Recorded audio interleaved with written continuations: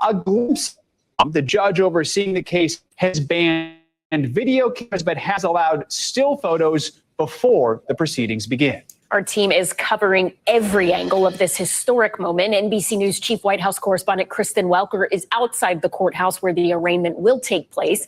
NBC's Charles Coleman is here with legal analysis. But first, let's go to Rahima Ellis outside of Trump Tower. Rahima, what are you seeing right now as we expect the former president to soon make his way down to the courthouse? Allison, what we're seeing is just a short while ago an increased police presence on this corner, and I suspect on the other corner of Trump Tower as well. And I can tell you, we know that something is imminent because, well, you can't see it or maybe you can't hear it. Overhead, there are a minimum of 4 helicopters. We've been able to spot one of them is at least a New York Police Department helicopter, and there are 3 others that are hovering over here. And chances are they're going to do what happened when the former president arrived at LaGuardia Airport, and that was there were these helicopters that followed his every move of his journey from the airport here to Trump Tower. What we have not seen is any large demonstration of any kind here of protesters, those who are for or those who may not be for the former president. But we do know, again, something is about to happen. We were told it might happen here in the 1 o'clock, that he would be leaving the tower, the place where he spent about the last 20 hours or so since he arrived here in New York. Allison? So, Rahima, Trump's attorney is giving NBC News some new insight into some of their potential plans once Trump first appears in the courtroom, which we expect in a little more than an hour. What can you tell us about that?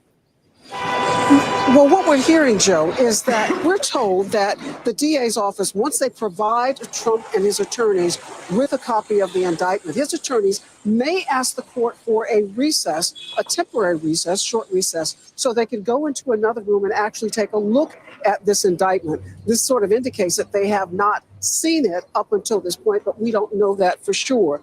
A security officer tells us that there is a room that could be made available to them. What we're also hearing is that several other floors in the courthouse, those floors have been cleared and cases have been moved to another time, so that the former president, his entourage of lawyers and those who are supporting him politically would also be able to move about that area without interrupting or interfering with other aspects of court activity that would be going on. So again, this may happen. That would mean that this arraignment that typically takes only 10 to 15 minutes could be delayed a little bit longer than that if his attorneys say that they need some time and want some time to review the indictment. Joe? And Rahima, former President Trump is expected to speak tonight when he returns to Florida. Looking ahead to that, do you have any indication, any reporting or sense of what the president will talk about this evening? I do not have any direct information about what he's going to say. We don't know yet what's going to come from the judge, if the judge will be asking him to restrain himself. We do know that overnight, the former president was busy on social media proclaiming his innocence of any charges that he might learn about in a short amount of time from now, but also calling for District Attorney Alvin Bragg to indict himself because he says these charges are inappropriate. And so he might talk about that this evening, but we don't know. Ellison? All right, a lot of moving parts, a lot of things to keep track of. NBC News correspondent Rahima Ellis, thank you so much. Let's go to NBC News Chief White House correspondent Kristen Welker, who is outside the courthouse in Lower Manhattan. So, Chris, we're seeing protests sort of on both sides of this issue, pro-indictment, anti-indictment. Congresswoman Marjorie Taylor Greene, New York, both Republicans showed up at the protest. So what can you tell us, first of all, about the scene there? Things remain peaceful. Joe and Allison, things are peaceful, but you can feel the anticipation building. As you say, hundreds of protesters have turned out here in anticipation of the former president turning himself in. He's going to do it in this street just behind the Hogan place. You can see it is blocked off for security until the former president arrives. So it is incredibly dynamic. Obviously, throngs of press here as well to capture this moment. In terms of what we are anticipating today, the former president is going going to be fingerprinted. We're not expecting that he's going to get a mugshot or a DNA swab, but this is going to be an historic day. There's no other way to state that. We are going to learn finally what is in this indictment. We know that it's more than 30 charges that he is facing, so we will be reading the indictment carefully once it has been unsealed. We expect that to happen during the arraignment. Legally, a lot uncertain here. This is going to be a long road. We know that. There will undoubtedly be some appeals because the president already striking a defiant note, and so are his attorneys, making it very clear that they intend to appeal and challenge these proceedings. Politically, it's an uncertain road as well, you guys, and I can tell you, I've been talking to sources, GOP operatives, who say that what you are seeing right now is Republicans really close ranks around the former president, but don't necessarily expect that to continue. Why? Take a look at what happened in 2016 when the then candidate Trump's Republican rivals were afraid to lay a glove on him until it was too late, until he was running away with the nomination. So there are already discussions within GOP circles about how to sharpen their tone, and you will particularly see that if the former president is facing more indictments. He's obviously under investigation in a number of other places, but right now we are just waiting for the former president to arrive. We're waiting for history to unfold here. Kristen, Rahima Ellis was talking about a normal, quote unquote, normal arraignment and the time that it would typically take, normally about 15 minutes or so. But given what NBC News is being told from Trump's legal team about them potentially receiving the indictments in the courtroom and then asking for a recess to review them, this could perhaps take longer than we expect or a quote unquote traditional arraignment would take place. Can you walk us through, as far as we know right now, at least, what we expect to happen once former President Donald Trump walks through those courtroom doors? Well, I think you're absolutely right. First, he has to be processed. So there is that piece of this. And again, we expect that he will be fingerprinted. But if they do unseal the indictment, if his legal team asks for extra time to read it again, we're talking about more than 30 charges. So that could take quite some time. All right, we are releasing NBC News Chief White House correspondent Kristen Welker right now, who has to tackle one of her many responsibilities. Kristen, thank you as always for your reporting. Let's bring in former Brooklyn, New York prosecutor Charles Coleman, who is also at NBC News and MSNBC. I would like to see him handcuffed and treated like any other criminal. I don't know why we can't look inside. We need to know. These are things we need to know. We need to see what's going down for real, without him being able to come on and lie about it. So, yeah, I really want to see him treated like any other. Good day, everyone. We're coming on the air with breaking news, the beginning of a consequential day in American history. The first former president to face criminal charges in a court of law. The events of today are both historic and certainly controversial, with legal and political ramifications that will reverberate throughout the 2024 election and beyond. Just a few moments ago, we saw former President Trump leaving his home in Trump Tower, where he's been since his arrival in New York yesterday. And at any moment, we'll see the motorcade making its way through the heart of New York City to a courthouse in Lower Manhattan. It's a trip of about 4 miles. There will be multiple vehicles led by his Secret Service detail. By any measure, this is also something of a spectacle. Onlookers will be watching, supporters will be watching, protesters, even press from across the globe lining the streets, hoping to catch a glimpse of Mr. Trump before he surrenders to authorities. And once he arrives at the courthouse, he and his lawyers will be met by a member of the Manhattan District Attorney's Office who will inform him he is under arrest. The 45th president will then be processed, meaning he will be fingerprinted and will have to fill out paperwork just as a normal defendant would. But we're told he will not be handcuffed and he will not take a mugshot. Mr. Trump will then enter the Manhattan Criminal Courthouse to stand before a judge and be arraigned. He has said that he will plead not guilty.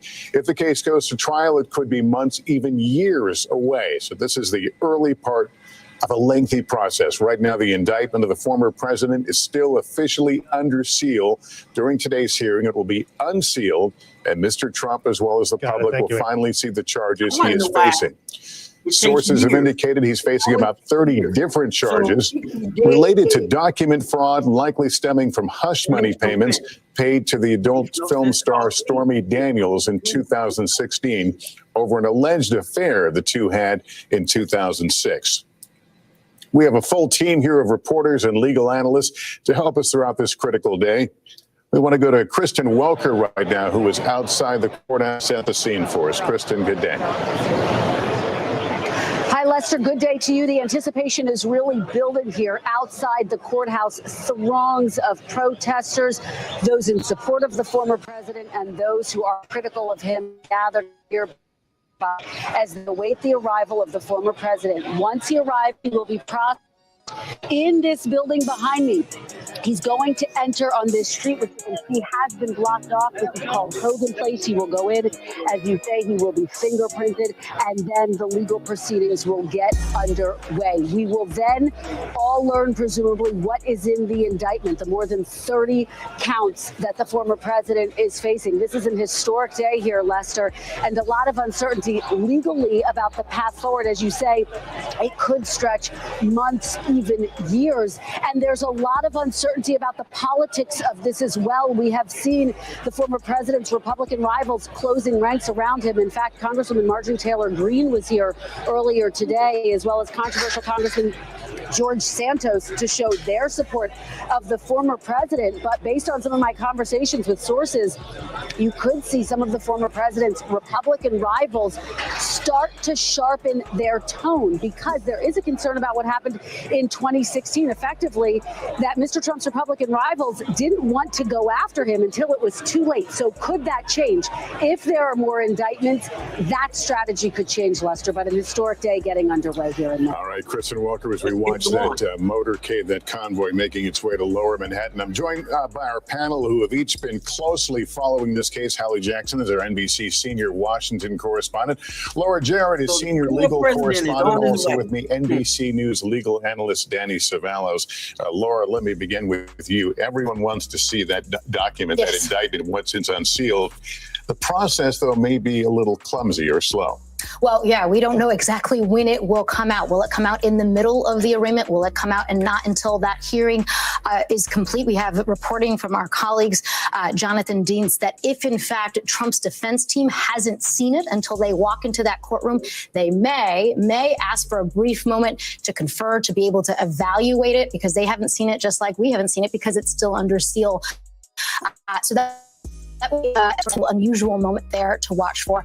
Obviously, we don't have cameras in the courtroom. We have reporters there for us. So it'll be interesting to see whether, in fact, that takes place. Danny, typically, would you see the affidavit, I'm sorry, not the affidavit, the indictment handed over to the defense and to have them be given time to go over it?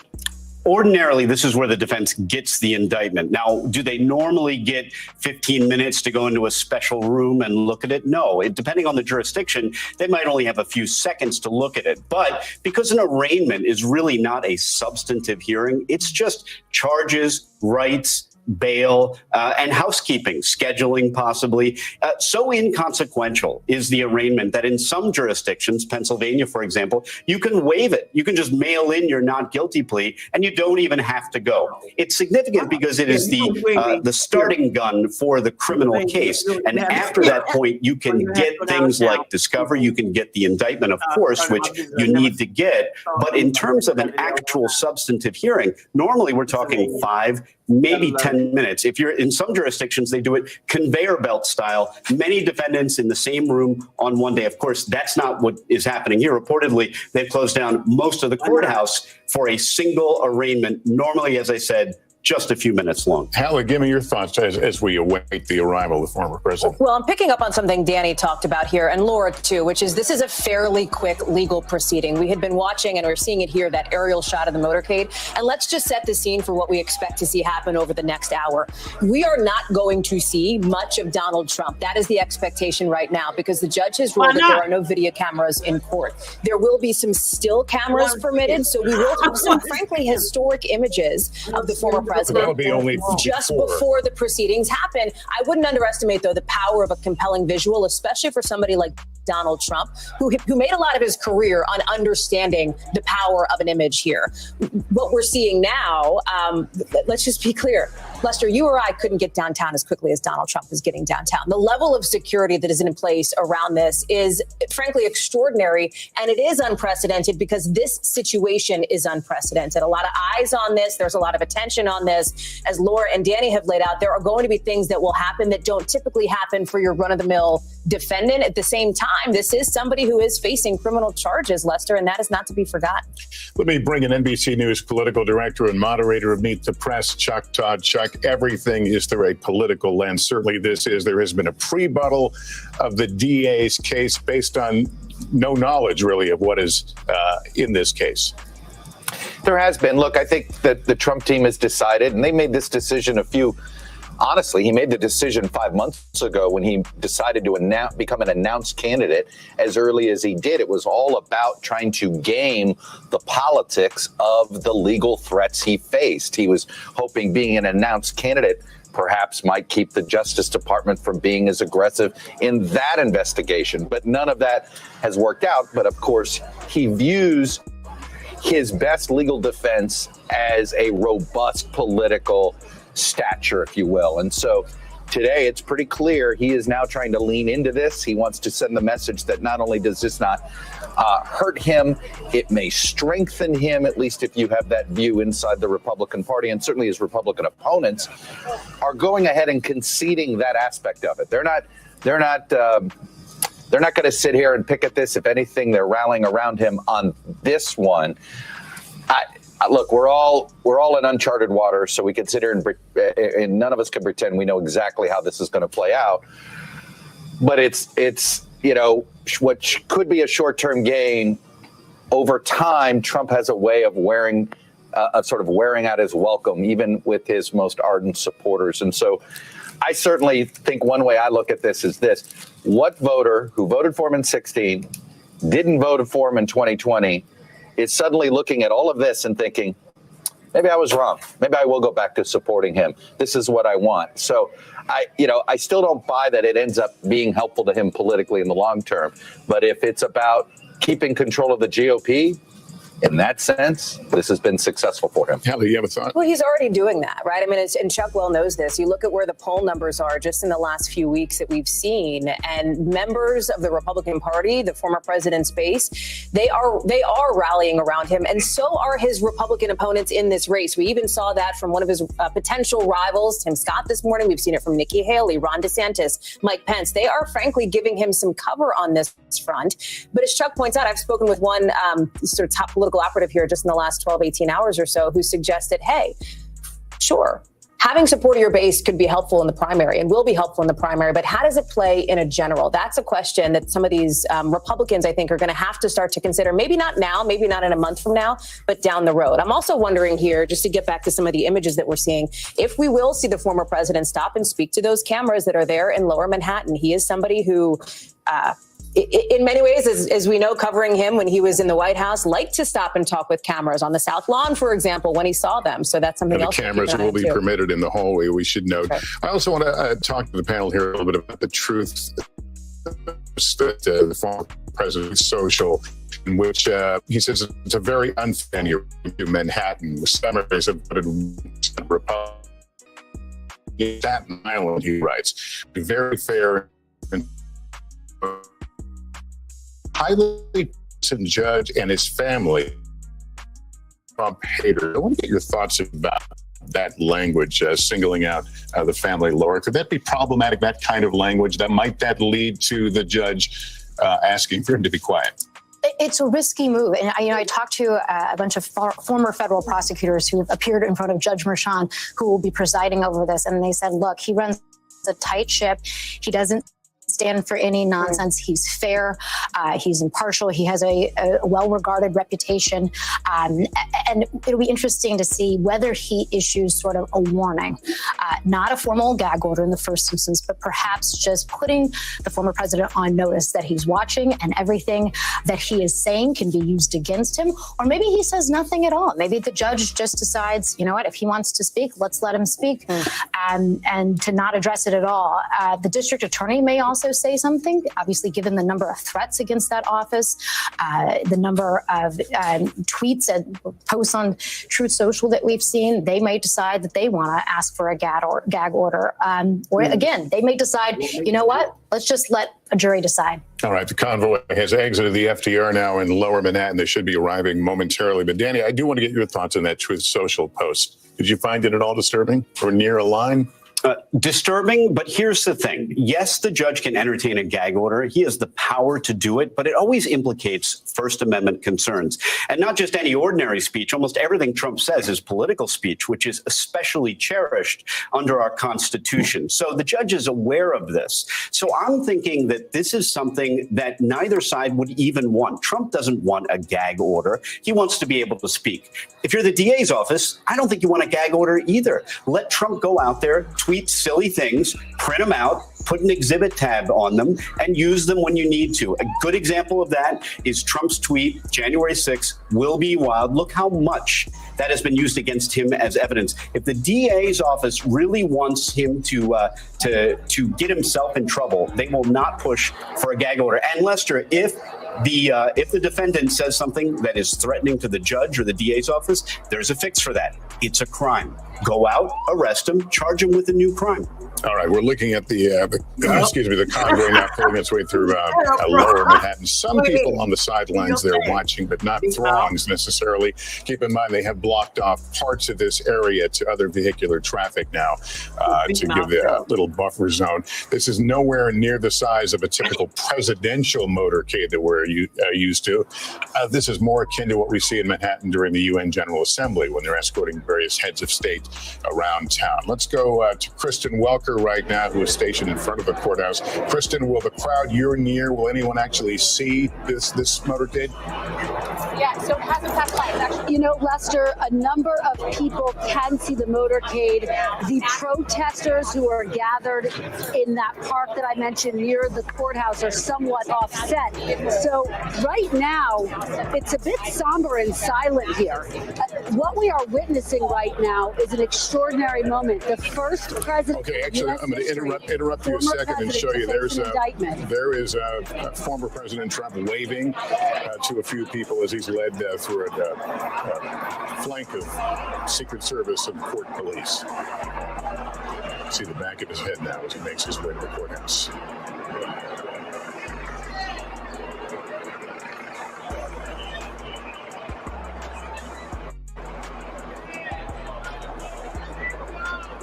President Trump now inside the courthouse, where he will now face the process of surrendering and arraignment. And saying this is a rather mundane process. We're talking about a couple minutes. I mean, it happens very quickly. It is significant because it heralds the beginning of the case itself. But Lester, going back to something you mentioned before about Trump's tweet, he also talked about getting the case to Staten Island. Oh, what a huge win that would be for Trump. And it raises a really fascinating issue about whether Trump can indeed get a fair trial. We should mention in this county. Staten Island tends to politically lean red. Well, what's fascinating is that most of these, you're right, and what's fascinating is most of these motions that argue that, hey, I can't get a fair trial in this jurisdiction, almost all of them fail. There's maybe a handful that succeed. Going back to the Supreme Court Shepard v. Maxwell, that was the basis for the story The Fugitive, the film and the TV show. That's how far back it goes and how rarely this happens. But interestingly enough, this could be the case. Has there ever been a case that will have this much notoriety, the prosecution of a former president? But even if the judge were to grant this motion, then what next? Where do you send it? There's a general but not hard rule that you send the case to an adjoining county. But consider the counties around here in Manhattan that make up New York City. If you send the case to Queens or the Bronx, he's in worse shape than he is in Manhattan. How do I know that? Well, normally you really don't have any hard science, but with a former president, you have plenty of hard science. You have election data, and all you have to do is go take a look and you can get a loose idea of how popular Trump is in Manhattan with numbers. Something like 88%. You folks are more qualified to talk about this than I, but something like 88% of people in Manhattan voted for Joe Biden. But if you go to the Bronx, the number is almost the same, maybe even worse. But oh, what a difference if it heads over to Richmond County, commonly known as Staten Island. There, Trump won. Much better than 50-50. I think it was like 57%. So if you're the judge and you're entertaining this motion, you're actually thinking about granting it, where do you send it? There's nothing in the statute that tells you where it goes. And I have to tell you, Lester, if granted, this would be the case. This would be win or lose. This case somehow ended up in Staten Island, Trump wins. This case stays in Manhattan or gets moved to Queens. Just the numbers tend to show this is not a Trump favorable jurisdiction. In fact, it's probably the strongest thing the DA's office has in its arsenal against Trump is the jury pool right here in Manhattan. All right, that's the picture we saw just a few minutes ago, the former president making his way into the courthouse. Jonathan Dienst is our legal justice contributor. Jonathan, give us an idea of what's happening now and when we might see him next. Okay, so we were told that the prosecutors in this case were going to meet him at the entrance where he walked in at Wogan Place and bring him upstairs for this glimpse of the former president entering the courtroom. There is a pool camera that's been situated. There's a back elevator, and there's about a 5 to 7 step walk from that elevator into that courtroom. In that hallway that may pick up the president going into that courtroom. And we may get some still photos early on from a pool still camera that is allowed in to film the very initial part of this hearing. And that's all we're going to see. Then the judge is kicking the cameras out. He is not allowing cell phones. He's not allowing laptops. There is no communication allowed out of that courtroom while the hearing is underway. So we won't find out what happened inside court until it is over and after President Trump has left the building. The security precautions in this building have been extraordinary. They have shut down the state's Supreme Court hearings in this building as of noon today. They went in for a third time in the last 24 hours, conducting bomb sweeps and security checks to make sure there's no possible threat to the former president or any of the participants. There's been ramped up security for the prosecutors, for the judge. The number of unsubstantiated threats that have been hurled at this district attorney's office, at this court, that the FBI Joint Terrorism Task Force, the NYPD intelligence, that they've been monitoring over the last couple of weeks since we first reported that security was being ramped up and preparation was underway for the grand jury to act. It has been hundreds and hundreds of threats that have been filing in. So the security precautions understandable, and understandable why the president had what amounted to from 1:09 p.m. when he left Trump Tower, he made it down to and walked into that building at 1:24. That's 15 minutes. On a normal day in New York City, you're lucky if you make it in 45 minutes to an hour. Well, we will. We may or may not see him in front of that. He's communicating via Truth Social. Kristen, what do you? This was posted moments ago from the former president on his Truth Social website. Let me read it to you. He says, heading to Lower Manhattan, the courthouse seems so surreal. Wow, they are going to arrest me. Can't believe this is happening in America. MAGA in all caps. This is significant, Lester, because it is consistent with the line of attacks that we have seen from Mr. Trump against this entire process. This is consistent with the line of attacks we have seen from his other GOP rivals, really trying to make the case that this is a political persecution against the former president. But look, I spoke to a source close to the former president who said to me, the president sees this as a really tough couple of days. Let's not forget, yes, politically speaking, he is using this moment to try to galvanize his supporters and his base, but he is still facing an indictment. Some 30 charges that we are waiting to see what exactly they are. And so this is a moment that clearly, if you look at this Truth Social post, if you look at all of his posts, has really hit him in a very deeply personal way as well, even though he is aiming to capitalize on this moment politically, and so far has done so, his poll numbers expanding in recent days, Lester. All right, Kristen, thanks. Hallie, I know we can't get into his head, but reading that post, does it make you wonder if he's thinking of of the public, the people who will read that post as part of his defense team? Yeah, you're talking about the court of public opinion, if you will. I think that's right. And because I think that at this point, it is in some ways the only strategy that Donald Trump has left here, other than the legal strategy, is to put out posts like this. I mean, surreal. I think a lot of people agree with that, even those who sit on the other side of the political aisle from where he is on this moment, given the historic nature of where we are, seeing a former president for the first time be indicted. I mean, waving as he's walking into a courtroom in New York City. It is a significant moment here in the arc of Donald Trump. So when he says it is surreal, I think that is channeling a lot of what he and his advisors think. Now, listen, they are looking to make some political lemonade out of this legal lemon, if you will, by turning this around. And I want to know why did his poll numbers go up? I mean, people like criminals in office. He's a criminal. And you mean to tell me that this is what Republicans want? I mean, really, is that what you want?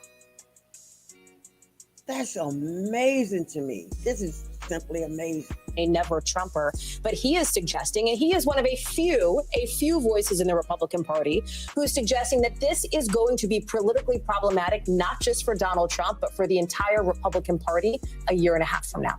All right, let me go to NBC News correspondent Ron Allen right now. He's also downtown, where Trump supporters and protesters have gathered. What does that look like, Ron?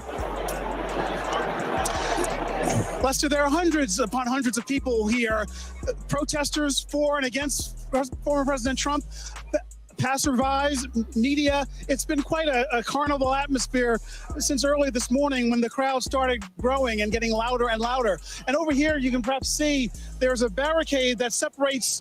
One side is against Trump, and the Trump side is on this side of the barricade. And there have been police walking back and forth through that area that's about 6 or 7 feet apart throughout the day. It's been peaceful, a lot of yelling and screaming, but we have not seen any sort of physical confrontations. We've not seen any arrests that have happened as of yet.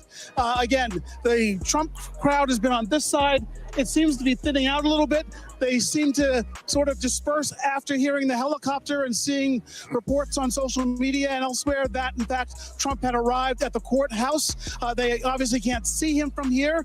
The other big moment here was when Marjorie Taylor Greene, the congressperson from Georgia, showed up. The park where she was going to have a press conference where all these demonstrators are was so crowded that she couldn't get in. And she made some remarks on a side street just outside of this park because that was the safest place for her to go, where she could get some space, frankly.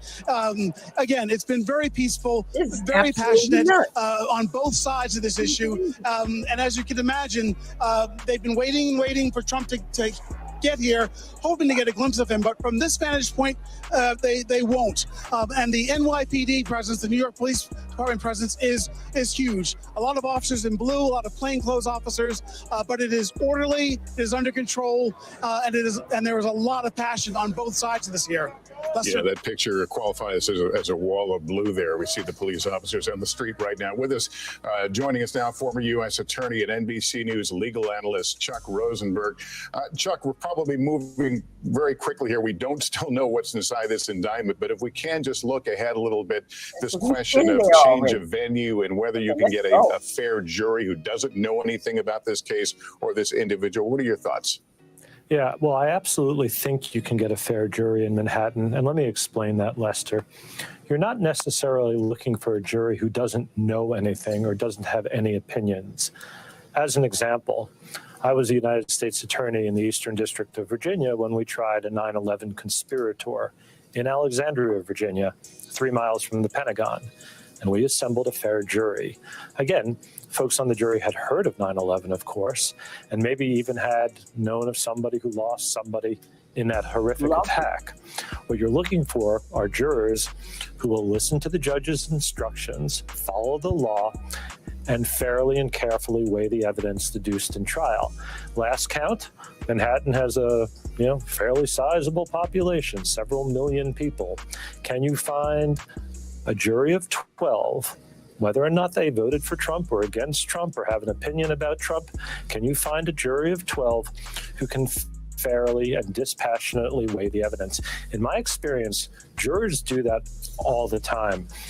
For people who haven't been in the criminal justice system, they ought to know how seriously jurors take their oath and how seriously they take their work. I think the motion is likely to fail if it's filed by Mr. Trump, and I manifestly believe that he can get a fair trial and a fair jury in Manhattan. By the way, both sides, not just the defendant, but both sides are entitled to a fair trial, and I believe Judge Mershon will see that that happens. All right, Chuck, we'll ask you to stand by. Thank you. And a reminder, Donald Trump just arrived at the courthouse for processing.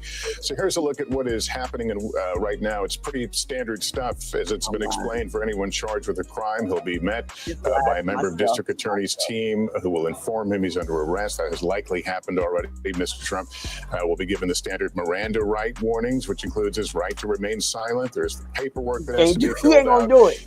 He apparently will be fingerprinted. The big difference for him, no handcuffs, no mugshot. That would be part of the routine booking for anyone else. I want to move now, if I can bring in Catherine Christian. She worked in the Manhattan District Attorney's Office for more than 30 years, including as an assistant DA, and has witnessed many defendants being processed. I want to ask you how this one is different, but first, if I can ask you about this idea of how lengthy this process is going to be from here on out. How long typically would a case like this take to get to trial? It could take a year. No one should be surprised that a case which has, we haven't seen the indictment, but apparently over 30 counts would take that long. We also have to remember, this is not the only case that's going to be that's being prosecuted in Manhattan. It's also not the only case on Judge Mershon's calendar. There are incarcerated defendants who certainly should have their cases tried first, but there should be no surprise that a case like this that's complex Hey everybody, you're tuned into Wtf Newz. This is your host Charlene, and we're watching live the arraignment of Donald Trump, the 45th president. This is wild. This is just wild. I hope you all are having a very good day. To the max, as they should. And so people should not be surprised that a case like this could take up to a year. That's an extraordinarily long amount of time. And we know that there's a DA in Georgia that may be close to deciding on an indictment. We know that there's a special counsel investigation.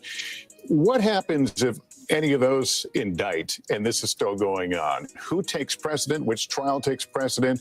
Who resolves differences in scheduling? Well, typically, there are other defendants in that courthouse who have been indicted in other jurisdictions and have cases in other jurisdictions. Typically, whichever case is closest to trial will be the one that goes first. So Georgia hasn't even presented their case to a grand jury yet. So there is no indictment. The special counsel, there is no criminal case yet. And of course, he has a civil fraud case a block away from that courthouse, which is going to be going to trial probably before this one. And then he has the civil rape case that's going to trial. So he has a lot of legal issues swirling in his world. But typically, it's whichever case is, the lead. And so that's how it happens. I'm hung up on that year-long process we may be looking at. All that time, presumably, Alvin Bragg's office is not talking about the case. Only in the courtroom are they talking about the case. Yeah, only in the courthouse, which makes me wonder, are they also know there's a court of public opinion. They also know this has been, widely attacked based on what people know, or maybe in this case don't know. How does that affect how this office proceeds? I get that. If this case drags along unnecessarily, I can tell you it will not be because of the Manhattan DA's office, and I'm not saying that as being biased. The defendant has a right to make motions, and after motion, frivolous is no drama. He will not allow any unnecessary delays. He'll allow necessary delays, but not unnecessary delays. So every these are prosecutors, they will make the courtroom. So it will be clear that as this case is moving along, they are doing everything they're supposed to be doing. And if there's a delay, it has absolutely nothing to do with what they're doing. Catherine, great to have you along with us today. We'll ask you to stand by as I turn back to our panel here. And Laura, let's begin this conversation now. But what might be in this indictment? We have heard that it could be up to 30. We don't know how it will be broken down, and if there'll be any surprises, things that have not been reported. That's one of the big questions we all have once we actually see the document is what is their theory of the case? And is there anything there that's new? Is there any fresh evidence? You know, we understand they subpoenaed a number of different records. They had a number of different witnesses in front of this grand jury. That's all under seal. It's all supposed to maintain a secret process to protect the integrity of the investigation. And so I'm looking for in that indictment, is there anything other than a falsification of business records charge? Is there a conspiracy related charge? Is there banking? Is there tax fraud?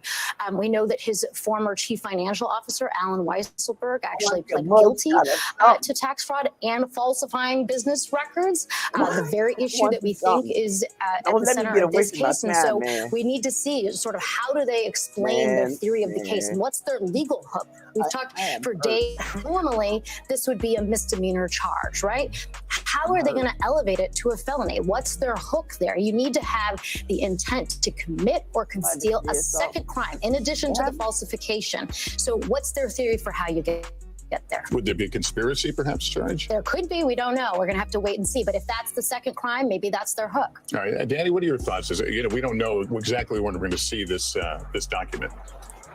Reportedly, it's going to be related to the Stormy Daniels hush money payments. But I just can't believe that would be the only thing that they would base this historic indictment on is those hush money payments, because they're problematic. This case is going to be problematic. That's not just my opinion. That was the opinion of one volunteer district attorney, Mark Pomerantz, who left the DA's office and this team out of frustration with the way things were going. And in his book, you see not only his position, which is that Trump should be indicted, but other people in the office pushing back and arguing that he shouldn't be indicted. And in his book, just to give you an idea, this Stormy Daniels Avenue, this hush money payments, this was called the zombie case because it died. It was reanimated. It came back to life. It shuffled along. Then it died again. This was a case that was not very promising. There are other cases, other potential charges that we may see. For example, Trump's statements of financial interest or condition that he submitted to banks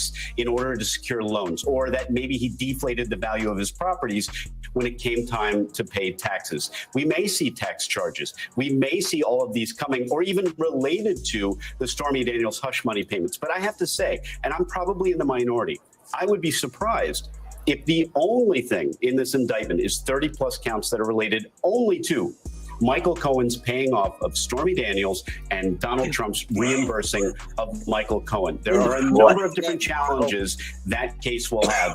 And I would be surprised if the Manhattan DA's office didn't turn to some other counts, other charges, other theories of responsibility.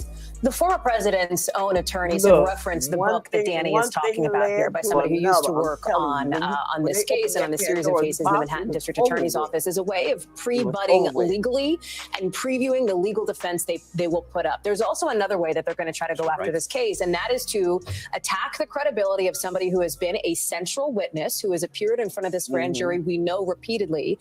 And that is Michael Cohen, who is considered a kind of fixer, the former attorney for former President Trump. You have seen now for weeks, ever since, frankly, even before word of this indictment started to come down, the former president's team, his attorneys, his legal team go after Cohen's credibility, go after the fact that Cohen, they say, is a proven liar and his word should not be trusted. So we are already seeing some of the preview of the legal defense, even if it is, Danny, to the point that you're making, only related to these alleged hush money Let me just direct you guys. We just had a picture up there. That is the, I think we told you about a camera that was going to be available in the hallway. Jonathan Dienst is here. Jonathan, the former president will have to pass through in front of this lens? So they'll pass through, but the courtroom, I believe, is behind those blacked out windows. So he's going to come out of the elevator bank, make a quick turn, and go into the back corner courtroom if that is still the 15th floor courtroom that they are using. So as you see, that is the pool camera that has been positioned front and center for all news media to share. And so it'll be a very quick shot of the former president going into that courtroom. If he wants to say anything, he could walk to that extension. He can, and we were told they are preparing for that possibility, but we are hearing from the defense side that there is no plan for him to speak at the courthouse, that they plan to leave right away, get to LaGuardia Airport. He wants to get back to Florida as quickly as possible to prepare for his primetime 8:15 p.m. speech, announcement, press conference to talk about what has happened. All right, let me ask you about these indictments and the way that they are made available to not only your counsel, but to the media. You've covered a lot of trials in that courthouse. How does that typically work? How long before we might see something and have it in our hands? Really, right now, because of the way the judge has restricted access and the way the court works, you have to get hard copies from the clerk's office after the hearing. It takes a while. So we're at the mercy of the district attorney's office right now to email us the hard copy of the charging document, which traditionally in Manhattan is a very basic listing of the charges with a paragraph or two of explainers. I would expect in this case a more detailed indictment, but I don't expect something that we often see out of the federal courts where you have an indictment that's 80 pages long with extensive detail of the alleged crimes. So we are at the mercy regarding the email. The folks in court aren't going to know because they're most likely not going to read the indictment out in open court. There'll be some highlights of the main charges. There'll be some back and forth on the calendaring of the next court hearing, which is probably in May or June, as the whether there'll be any admonishment from the judge regarding public statements regarding this case, all to be determined. And Garrett will be in the courtroom. Melissa Russo, WNBC, will be in the courtroom. There are 60 seats for reporters in the actual courtroom, 200 seats in the overflow rooms. But it's going to be a little while before we see the actual document. We're at the mercy of the DA, and when they press send on the email or post, scan it. Have a scanner in the courthouse. That massive sigh you just heard, by the way, all my legal friends are like, Checking, we don't have it. All right, it's just not the New York court system the way it's set up. It's just not, it's not PACER, it's not the federal system or some of the other state systems. It is a bit slower, and because the judge has not allowed cameras in, and he's not allowing any sort of communication from the courtroom itself during the hearing, we're going to have to wait till after the hearing is over to hear from the reporters who were there to tell us what happened, and then we're going to have to wait for the DA to email out, and usually they email it as soon as the hearing ends. So that's when I would expect the email to come, because to date, the district attorney's office has been following what he does in other cases, he's doing in this case, which is I'm not unsealing early, even though there's enormous public interest, even though the court was on standby the day the indictment came by, that they were willing to entertain a motion from the DA to unseal right away. The DA said, no, I am going to handle this like any other case, and they wait until the defendant appears in court. Then literally the unsealing, the envelope gets handed to the judge and or the clerk, and it gets taken out, and now it is public, and that's when this document first becomes public in that Manhattan court. Obviously, he is getting special treatment. Is that a requirement of security, or were there negotiations between his lawyers and the court or Secret Service or whomever? Look, he is the former president of the United States. He's surrounded by Secret Service agents. So is he a flight risk? He's the most recognizable man on the planet. So there's no need for a mugshot at this time. Whether they changed their mind when he came in, and the capability, we were told, was put in place. Originally, we were told it may not have been in place. It was made to be put in place in case they changed their mind. But in terms of special treatment, much of what we're seeing today is for the security reasons associated with this case, both for, again, the president and the judge and the DAs and the surrounding community to make that building a fortress, to make sure it is safe and secure for everyone involved, and to get the president in and out, former president in and out as quickly as possible. So that is the logic certainly behind the court officers, the Secret Service, the NYPD, and everything you've seen in terms of, quote, special treatment. The logic, again, you have to go back. There have been a ton of threats, unsubstantiated, but a ton of threats associated with this case. I want to bring in, if I can, former federal prosecutor and NBC News legal analyst Carol Lamb. Carol, good to have you. Let's talk about this, what we expect to be, almost over 24 counts against the former president. Is there a strategy here that we're not seeing just based on that information? I think there could be, and I agree completely with Danny that I would be very surprised to see this indictment limited to just the hush money payments. The hush money payments in themselves may not actually be illegal, but it's all the falsification that goes around it. Up to this point, in doing the grand jury investigation with the grand jurors and forming the indictment, it has been the advantage to the DA, because the DA can take all of the information that the DA knows and can craft the indictment in such a way that as much evidence as possible is going to come in at this trial. So if a conspiracy is charged, if tax fraud is charged, if the McDougal hush money payment is charged in addition to the Stormy Daniels hush money payments, this enables the DA's office, the prosecutors, to bring in as much evidence as they want if it relates to charges that are actually in the indictment. One of the most important things that a judge has to rule on is what evidence comes in at trial. And if these events are actually charged in the indictment, if a broader case is charged, then the DA will have more latitude to get more evidence in at trial.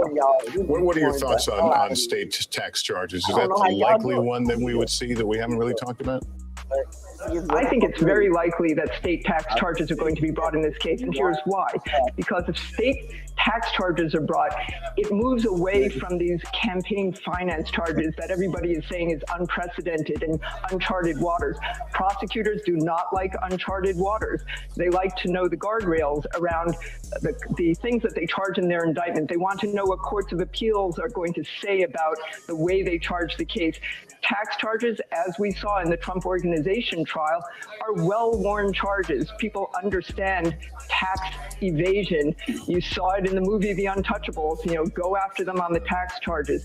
So if there's good evidence that Donald Trump made instructions that impacted the filing of false tax returns, I think you're going to see those in this indictment. Let me bring Hallie back to the conversation. Hallie, a lot of folks quickly, most in this defense based on, Well, it was public. Reported. Not as we would have loved. Be a bit more serious. Does that change the calculus here? I'd be surprised to see that, Lester. I mean, who knows, right? But I think given what we have seen, if past is any precedent, there is a real sense, and I will tell you, having spoken with a lot of Republicans here over the last series of days, that this almost feels kind of personal, that there is a sense, even among rivals of Donald Trump, members of the Republican Party, who may not want to see him get the nomination, certainly don't want to see him get the nomination considering they're working for somebody else, but who do feel like he really is being politically persecuted here. Now, we have to say that Alvin Bragg has pushed back on that, and the prosecutor's office has said, of course, that is not the case here.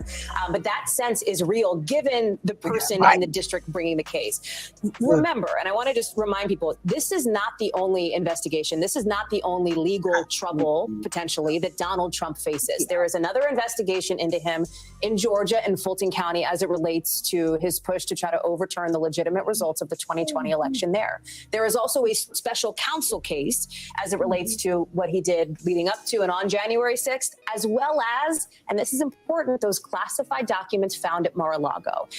And I think there is a sense that, and you're seeing some of these investigations here on screen, with, by the way, new developments, even just in the last couple of hours on the special counsel case, with a setback for the former president's legal team here, losing an appeal to get certain aides to testify. The classified documents case is one to watch as well, because These are Republicans who are running against him or who plan to run against him, who have made a case about, let's say, national security, the importance of protecting intelligence. I think point being, other cases may be harder for Republicans to defend. But in this instance, unless there is some big bombshell, unless Danny is right and there is this sort of thing that nobody expects that comes out, it is hard-pressed to see how, for example, Ron DeSantis or Mike Pence walk back the criticism that they've already very clearly and in some instances repeatedly laid out against Alvin Bragg in this investigation. All right, let's bring in our colleague Kristen Welker. Now she's outside the courthouse. Kristen, you have some thoughts about this too, about these gathering legal storms over the former president.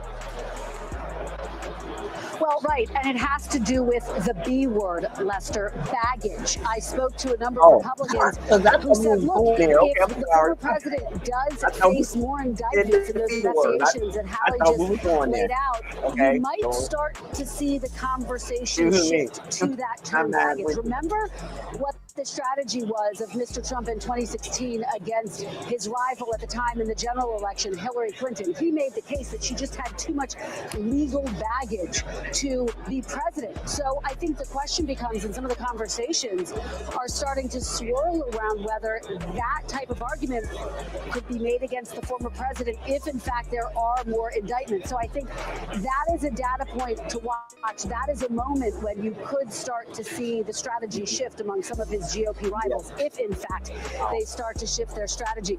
Another benchmark, Lester, I would look to the debates. That's a real opportunity for some of his rivals to really start to sharpen their tone, carve out their own lanes, and to depart from what we are seeing right now, which is this closing of ranks around the former president, this fear almost of breaking with him in this moment, Lester. All right, Kristen, thanks very much. Joining us now is NBC News political director and moderator of Meet the Press, Chuck Todd. Chuck, give us your thoughts on this day. I sat in this same seat for two impeachments, January 6th, waiting for his statements on what was happening in the Capitol. And now we're here covering his indictment and his arrest. We will continue to talk about him going forward as we get closer to the 2024 election. How will he continue to shift the American electorate? I don't know if he's going to continue to shift it. I think it's going to be a continued erosion. I'm glad you sort of focused it and reminded folks about how many times we've been in this moment where Trump's in a legal predicament, and it looks as if, and I think too often people assume, okay, this is it. This is the one that's going to get him, rather than realizing that, and I'll use a metaphor I've used in the past, when you watch the erosion take place on a riverbed, you don't always see it every day. But the erosion happens. And the fact of the matter is, since Donald Trump showed up in 2016, all he has done is lose support over time in the middle. Yes, these moments have rallied the base to his side, has made it impossible for the Republican Party to divorce itself from Donald Trump. But at the same time, we've seen him over time continue to sort of lose connection and lose trust with the middle of the electorate. How do we know this? The 2018 midterms, the 2020 presidential, the 2022 midterms. We can go on and on. There's also smaller elections in between. The fact of the matter is that each one of these, I think, drives more people away. And no one of these legal indictments is the political end of Trump. It's one of these that over time we're going to wake up one day and the emperor will have no more clothes, even among his base. Is that tomorrow? No. Is that a year from now? We'll see. Is it 5 years from now? Maybe. But that, I think, and each one of these over time, I mean, watch his Republican rivals. If he gets indicted on either of the other two, investigations in Washington and Atlanta, I don't think you're going to see the same rally around Trump that you're seeing now. In fact, I think in some ways, rallying around Trump now is easy because they know this is the one that's easier for them to politically dismiss. The next two will be harder, and I think it'll be harder for them to rally around Trump.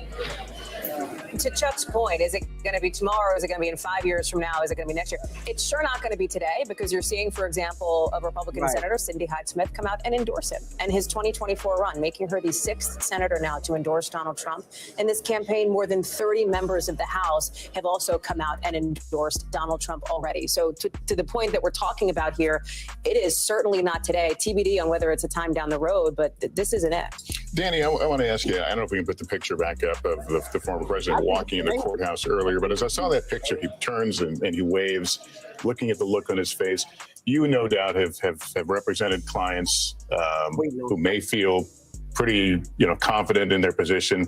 Oh, yes. But talk about that moment of reality when you walk in. Now, you didn't get the handcuffs, but he got the indignity of being walked in as a suspect. And I suspect that's why Trump's team didn't want cameras in the courtroom. Trump loves cameras, but he can't control the narrative.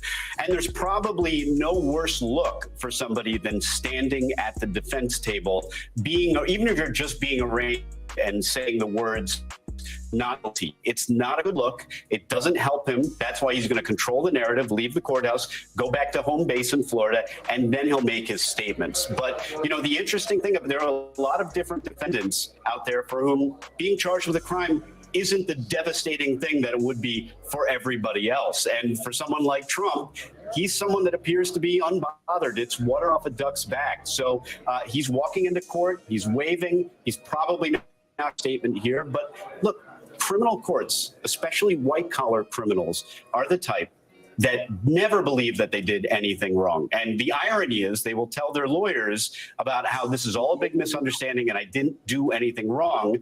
They'll want to control the way the case goes, not realizing the irony that doing things the way they want to do it is what got them a case in the first place. All right, we're looking at this picture now. This is Jonathan, 15th floor. Yeah, 15th floor. So we just saw a moment ago, excuse me, Lester, sure. The members of the prosecution executive team come through the blacked out doors there from the elevator and go into Part 59, which we believe is the courtroom that's going to be handling this. And we are awaiting the arrival, we believe, of the former president who will come out of those back elevators, come through those doors, and those few short steps into the courtroom for the hearing. Again, it's scheduled to start at 2:15 today, but again, it's unclear if it will start on time. It's unclear if and when the defense is going to be provided a copy of that indictment. Joe Tacopina, again, earlier said he may want some extra time with the defense team and with Mr. Trump to review those documents. So court officials have informed us there is a back room behind the courtroom that if they want a little extra time to go over the document and speak to Mr. Trump and converse about how they're going to handle this hearing, this 2:15 start, if it starts on time, could be delayed if that request is made. And will part of this process be scheduling a new date, and what would that next date be for? Well, some legal experts, Danny might know better than me, would say this is months away. You're looking at a May, June return at best. Look, the defense has said right away, they're going to file a motion to dismiss. They're going to file motions alleging the DA is biased. Did that happen today? No, they won't file the motion today. Under the rules, some motions have to be filed, I believe, within, I think it's 45 days. So, for example, within that 45 days, you might see a venue transfer motion. The strange thing about those motions is that courts in New York almost never deal with them. They would prefer to get to voir dire and actually the trial date to deal with that. But you will see some motions filed in all likelihood within 45 days of the arraignment, because that's the date that many motions have to be filed in the state of New York by the rule. So yes, the next date is probably going to be something that is scheduled for a motions hearing, because you have a relatively short period of time. Once you notice that motion, notify the court and your adversaries that you're making a motion. The court will usually set a hearing date, or in New York, for example, sometimes the litigants, at least in civil court, can pick a date themselves, which the court may move around depending on scheduling. So, look, the court will accommodate dates for regular unknown litigants. They're certainly going to accommodate the wishes of these litigants because it's what they do anyway. And that goes for trial dates, too. A lot of folks are asking, when's the trial date? Well, I think the answer to that is, what do the parties want? Because I've had trials rescheduled because a prosecutor has a prepaid vacation. So it'll give you an idea that courts will accommodate dates that are important to the litigants. The key here is, what if Trump wants, for example, a trial before the election, and the DA's office wants it after the election? How do you split that difference? That's going to be a difficult dilemma for the court. It may be avoided if both sides want it either before or after. But scheduling in this case is going to be really critical, because we're not dealing with a prepaid vacation. We're dealing with a national election in just a few months. So believe me, both sides have huddled together and they've mapped out the pros and cons of scheduling this trial, whether it should be before or after the election. But ultimately, though, it will come down, Danny, to what Donald Trump wants, because his legal team can huddle and discuss timing and scheduling as much as they like. But unless they have buy-in from the former president, we have seen him, frankly, blow up what his advisors have asked for in the past and declare that he wants something and push for that. And his team obviously works to try to make that happen. So I think it's going to be fascinating to see how the timing piece of it takes out, because you're right. We're talking about, listen, they're probably not going to shift it for a campaign rally or two, and we expect there to be plenty over the course of the next year and a half, but we are gearing up to be in the middle of presidential debates months from now. We're gearing up to be in this presidential election, Jonathan. We're watching folks come in that back door leading, I guess, to the courtroom. I think what we saw a short time ago, the court officers sort of parted ways and made a clear shot for the camera. They are awaiting, we believe, the arrival of President Trump. We are told from a senior official on the floor there that this court hearing, as of now, is expected to start on time, right on time at 2:15. So 10 minutes from now. Within the next few minutes, we would expect to see Mr. Trump come through those doors and with his legal team to enter the courtroom. We're hearing from the defense side that it's only Mr. Trump and his defense lawyers, that we do not expect any Trump relatives in the courtroom today, but obviously to be determined. But that's the best information we have. So based on that, let me turn to, if I can, Catherine Christian, who worked in the Manhattan DA's office. I just want to be very clear. At this point, based on what we know, is the former president formally under arrest? Yes, but. When I say yes, but typically a white-collar defendant who surrenders to the DA's office like he did is met by the investigators, is fingerprinted. He's not going to be handcuffed. Has a photo taken, and then is escorted into the courthouse.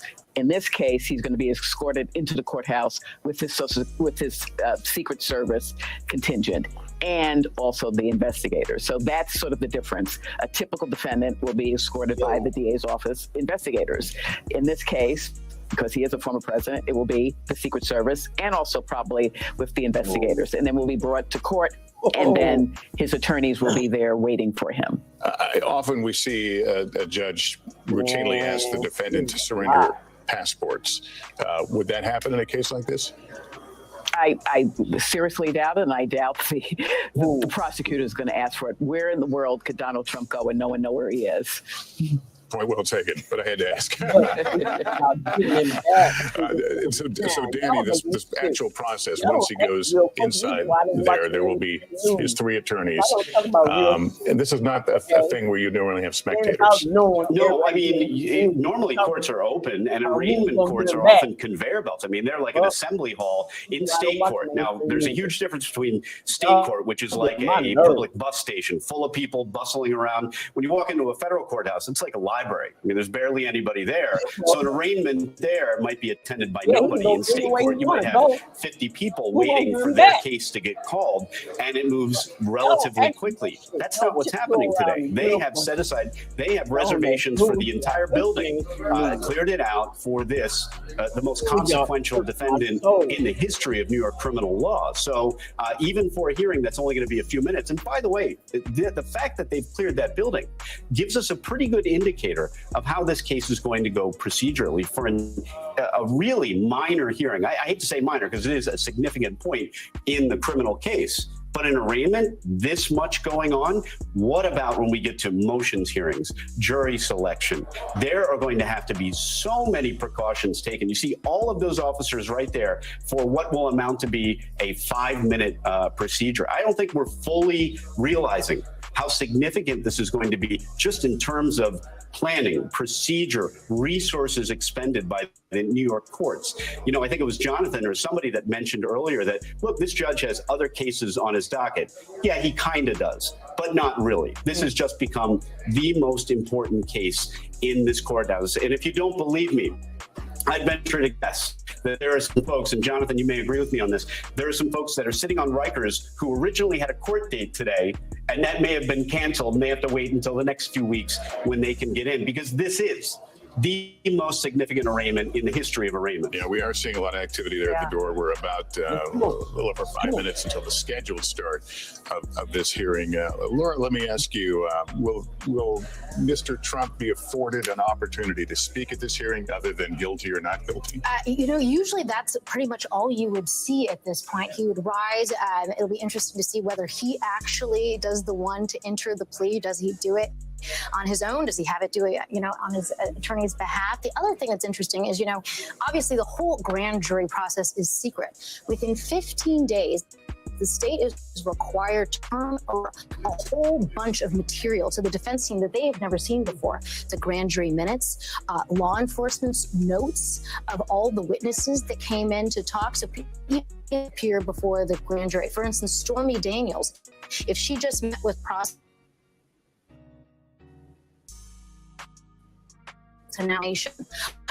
all information is more like that brag in court.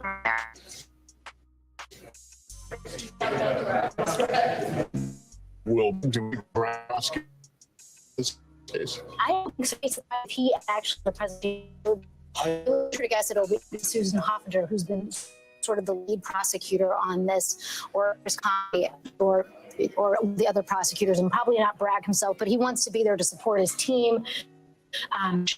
Obviously, his forward work. He'll be there to speak afterwards, too. We will hear from him later on this afternoon. Right. And we will also hear from Donald Trump in a much, frankly, on a much turf. We've been showing some of those aerial shots. Sheer number of people now who are outside that courtroom. Donald Trump is going to go back to Mar-a-Lago. He's going to basically, I believe, get on the plane fairly quickly after this is all wrapped up to get down for that primetime speech that he plans to deliver in front of, frankly, a lot of people who are there to back him and to sort of rally to him.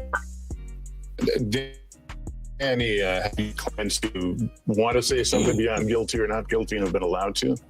Every defense attorney has had clients who want to say things, who think they understand and think that, and this is a very common feature with white-collar defendants, they think, and maybe you have relatives or family members that are like this too, they think, if I can only get in front of the judge and explain this all away, it's all a big misunderstanding. If I can just get up there and tell my side of the story. And what they realize, what you have to explain to them is that this is not the way to do it, not on a podium, and often not even on the stand testifying in your defense, because the reality is that is usually not a good proposition for a defendant. But yeah, you try to tell your clients not to say anything, not to talk to anyone, and what. Being honest, I would tell Donald Trump, just don't talk. But we can see that he's not capable of not saying anything.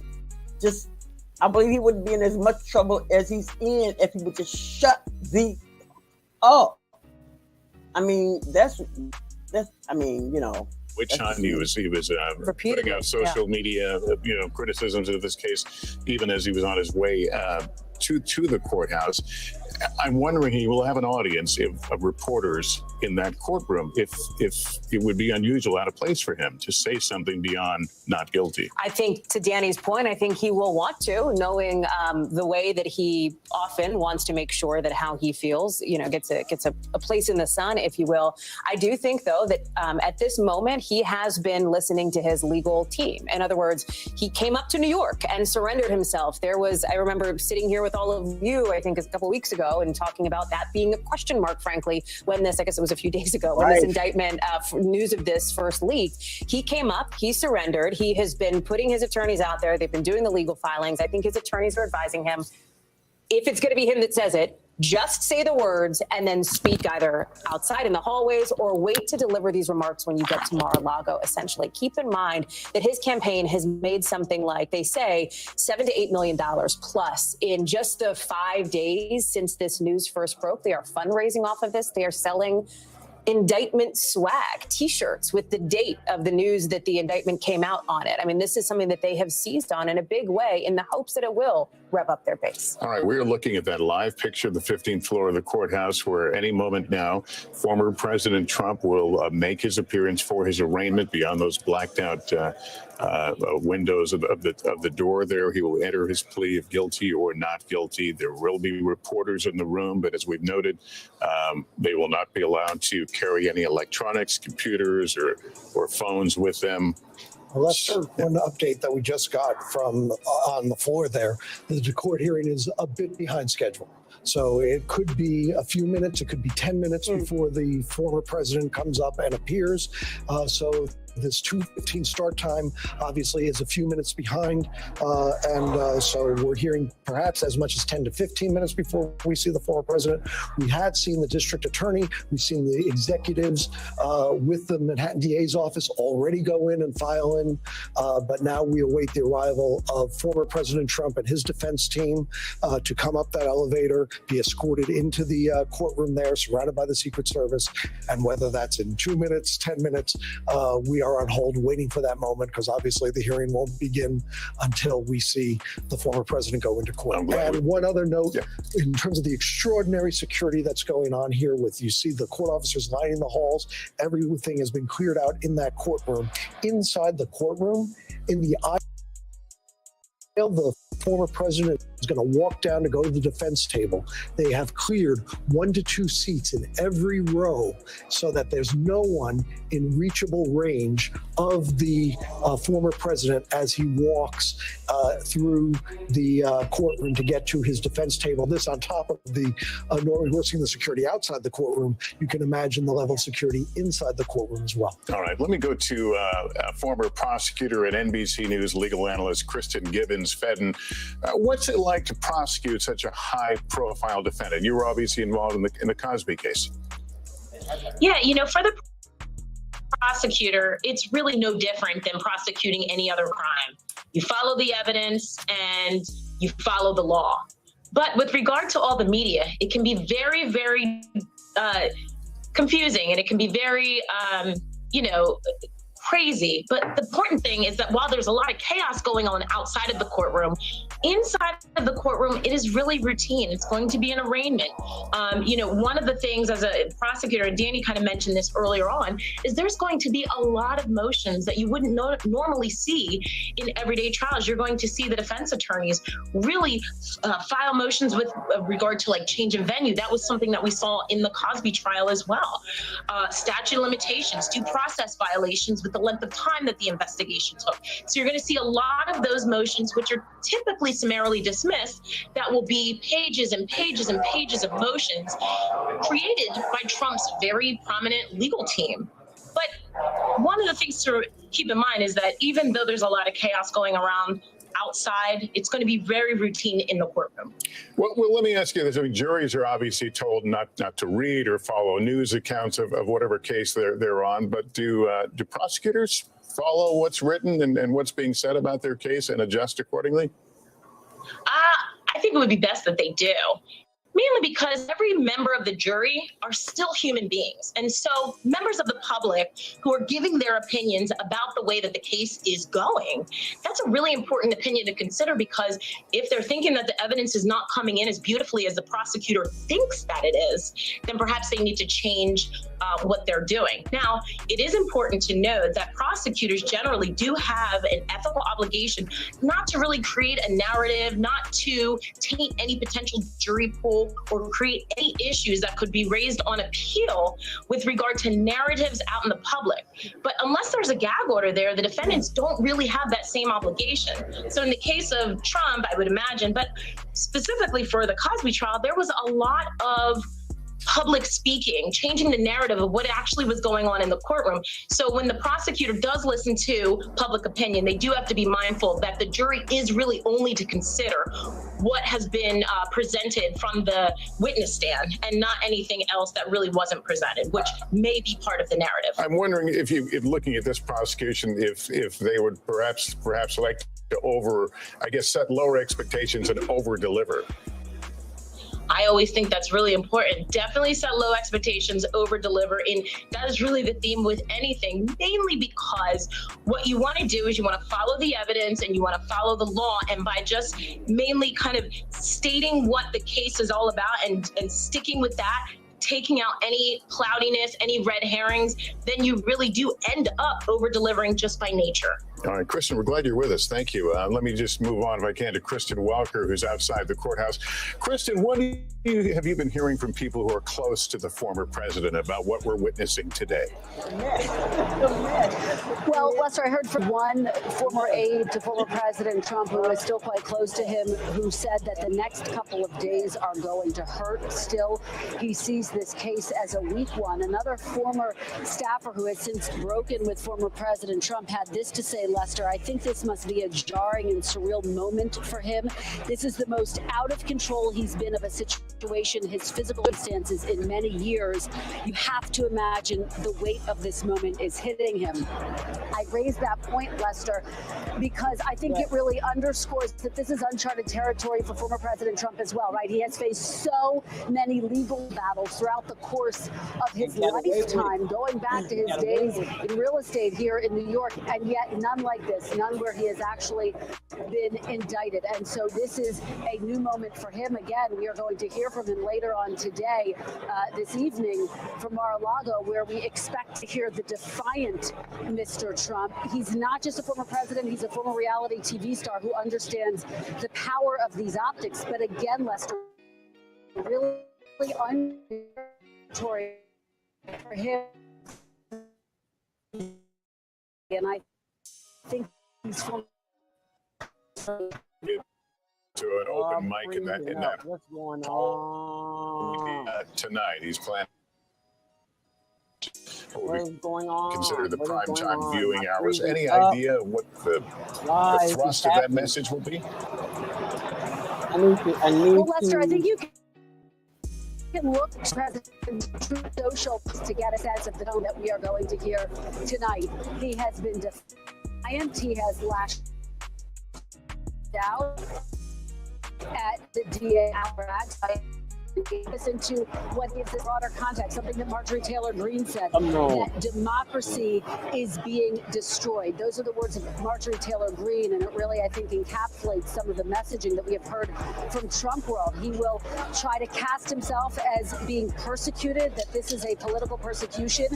And again, I think he's going to use this moment to really try to rally his base, rally Republicans around him, to try to get them to close ranks even more than we have seen. Again, Lester, just a reminder, his poll numbers have gone up in recent days. This has only emboldened him in the primary so far, Lester. All right, we should note that that speech will be carried on our streaming channel, NBC News Now, later this evening. Now, let me bring Jonathan back right now. Jonathan, are we going to hear from DA Bragg at some point? Yes, at 3:30. That is the scheduled press conference. Of course, a lot depends on when this court hearing gets underway and gets completed.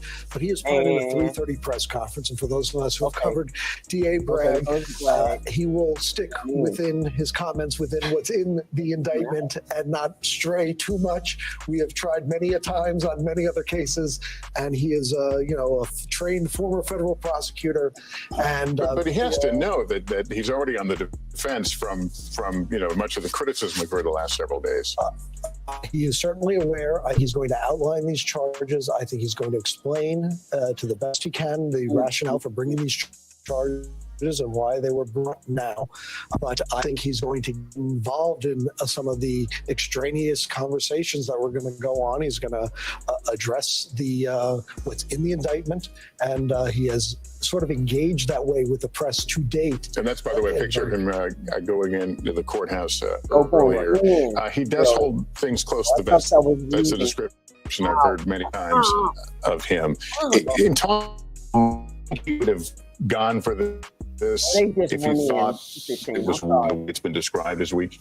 Look, he originally, remember all the controversy? He backed off when the line prosecutors, Mark Pomerantz and that team, felt they had a case and they were ready to move forward. Let's go. And he said, time out. Let's take a look at this. And, resulted in a lot of combat inside that office and some resignations. They went back. They took a hard look at this Stormy Daniels hush money payment issue that the Southern District of New York passed on, and important to note that was passed on after Joe Biden was elected, after Bill Barr was out of office, and that Southern District with that team of prosecutors who were, a no-nonsense group by reputation, and from what I know about them, they chose not to go after this case in a federal indictment. They did not go forward. What Alvin Bragg has now, remember, he met with Michael Cohen 20 times. This grand jury has been meeting for weeks and hearing from, the publisher of the National Enquirer, a host of witnesses and documents. So there's a lot they know that we don't. And so we hope to hear a heck of a lot more at 3:30 from Mr. Bragg. And when we see that document to sort of outline exactly the rationale and the charges that he brought forward here. But he is a cautious, careful man in something like this. I do wonder if we will hear from him, though, Jonathan. The way that you describe it is he's not going to get into things that are extraneous, if you will. I mean, the very real threats against him, the threats that he has received. And this ties into something we were talking about with Kristen Welker as well on the speech tonight that Donald Trump will give at Mar-a-Lago. He has attacked the judge presiding this case, as we've discussed, as somebody who he says hates Donald Trump. Will he go after the judge again tonight? That is legally perilous for him. And there's a question on how much or if the judge will address that in this arraignment here in the next couple of minutes. Yeah, just to remind you what he said earlier in that Truth Social post, talking about his desire to go to a different venue to Staten Island as opposed to Manhattan, very unfair venue. But he talks about the highly partisan judge and his family as well-known Trump haters. I guess what you're saying, it's hard to imagine him backing off that kind of a language here on the same day as the indictment. But what if he's warned by the judge, knock it off, essentially, right? I mean, then how does he, it's tough to tell Donald Trump not to talk about something, right? But that may very well be a real possibility. But if he's warned not to talk about it and then does deliberately disregard what the judge says, then I think you up the ante in a different way. And that's where I think the judge might be more inclined to actually issue an order about it. You know, everyone is saying, obviously there are free speech concerns. There's the fact that he's running for public office. If he deliberately ignores an admonishment from the judge to not talk about this case, because usually it's the defendant who wants to preserve the right to a fair trial. Usually it's the defendant who's asking for prosecutors not to talk, asking for the gag order. If he deliberately ignores what the judge says, I think that changes a lot in the minds of that judge. You're right, and keep in mind that Donald Trump's own attorneys do not agree with his assessment of this judge. We've seen them try to clean that up and walk that back. Although there's been a lot of debate in the legal community here in New York among the experts and those who've appeared before this judge. Will he or won't he? His former spokesman, the former spokesman for the court administration and who helped run that courthouse, is of the view this judge is not going to, quote, take the bait. David Bookstaver, in an interview yesterday, said, I know this judge, I can't imagine he's going to get involved in what Donald Trump is saying out there and on social media. Let him say what's going on out there. I'm going to handle what goes on in this courtroom here and be all business here and not get involved in that. There are other legal experts who say there is no way a judge will sit and tolerate this type of language being bandied about his court and or the prosecutor for that matter. And it'll be interesting to see if it's the judge, if it's the DA who bring this up at all, or if it just goes unaddressed. Let me bring into the conversation Chuck Todd regarding the DA, regarding the kind of the history of this case. Chuck, you talked to Cy Vance this past weekend. What did he tell you? I did, and he actually addressed this topic, and he said, look, he said he was issuing a warning to Trump's lawyers saying they should put a warning to their client of not committing a criminal offense here in his criticism of the judge or the DA, because he could end up adding a charge. A charge could get added. He described it as an obstruction of governmental administration, which is essentially interfering with or threatening with you. You throw that on top, and as he said, let me quote him, you could take what perhaps we think is not the strongest case. When you add a count like that, put it in front of a jury, it can change the jury's mind about the severity of the case that they're looking at. So the point he was making is that Trump's own lawyers ought to be warning Trump, the more you do this, the more this could happen, where the DA adds a charge, and that only hurt you with a jury at the end of the day if you actually care about your guilt. Yeah, you mentioned lawyers. We saw Joe Tacopina walk in, and here is the former president. There he is. President Trump. Yeah, it's on the criminal. President Trump. No. No. Y'all ain't talking now. Former President Trump with a stern face, acknowledging with a glance, a question shouted at him. We didn't hear the question, but then proceeding inside the courtroom without engaging. And so now begins the process of the arraignment. And I can provide a bit of an explanation as what the delay was. Remember, this was set for 2:15. We are hearing from one source inside the courthouse that the prosecutors did give the defense an advance copy before today's hearing so that they could review the charges in advance of the hearing, so the hearing didn't start, and then they asked for a delay and then go into the back to have their meeting. It should be unsealed. So that means it will be unsealed as soon as the judge takes the bench. It is customary in many cases that the DA's office will provide courtesy copies when defense lawyers or the defendant arrives to facilitate the movement. But again, that's just one source saying that is their understanding of what this 15-minute or so delay from the 2:15 start time was. All right. Catherine Christian is still with us. She worked in the Manhattan District Attorney's Office. You have been through this many, many times. Give us an idea of what will happen typically right now, how long this moment will take.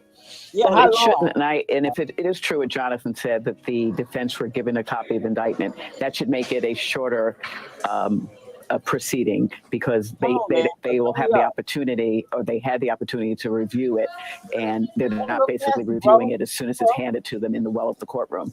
So what you just saw Mr. Trump go in, that's typically how someone who is not, incarcerated would come in. They would just come in through the front doors, albeit not surrounded by Secret Service.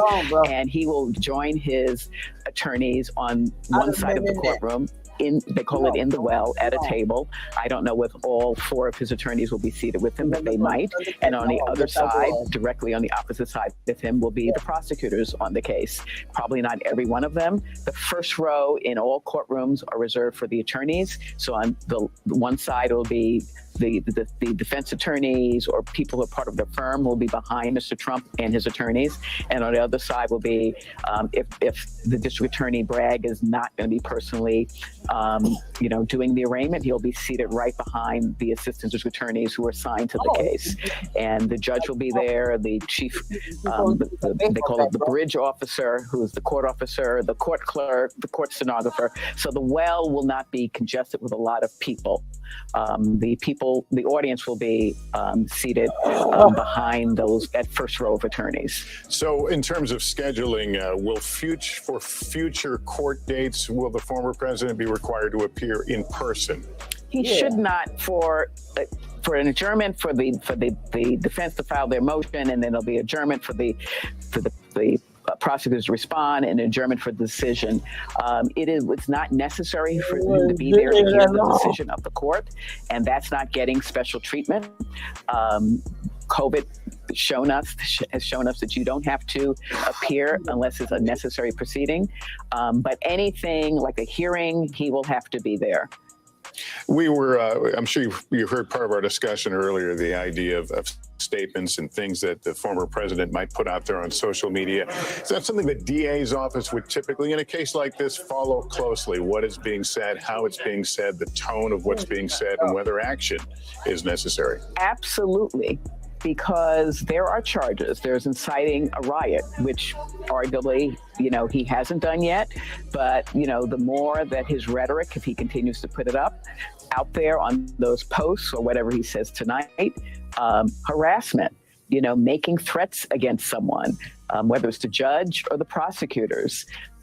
They're going to be following everything that he says. And also, those are statements that will be used, guaranteed, against him during the trial. So if you're the attorney for Mr. Trump or any other defendant, you're always saying, just please keep your mouth shut. We know that's not going to happen here.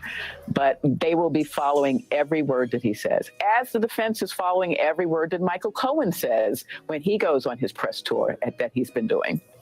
So where we are, if you're just joining us, former President Donald Trump surrendering himself to the New York Manhattan DA at a courthouse in Lower Manhattan today, formally arrested and now in the process of arraignment. He stepped into the courtroom just a few minutes ago with his lawyers, as it's been explained to us. A rather straightforward and not lengthy process as he goes through the official processes of becoming a defendant, and it becomes the state of New York versus Donald Trump. As I've said, the process itself should not take long, and his plan, as we understand it, is to go back to LaGuardia Airport and make his way to Mar-a-Lago, where he will speak tonight in remarks that he had previously scheduled and advertised. But again, we saw him a few minutes ago going into the court, very stern, stone face, as I would describe it. A question was put to him. He gave a acknowledgement of a glance and then looked forward and exited into the courthouse itself. Allie, you want to talk about this moment in history? Well, it is a moment in history. Yeah. It's a couple of things strike me here. First, it is that the universe of people who now know specifically the charges against Donald Trump has just expanded based on the reporting from Jonathan Dienst here, that his defense team now knows what specifically he is being charged with.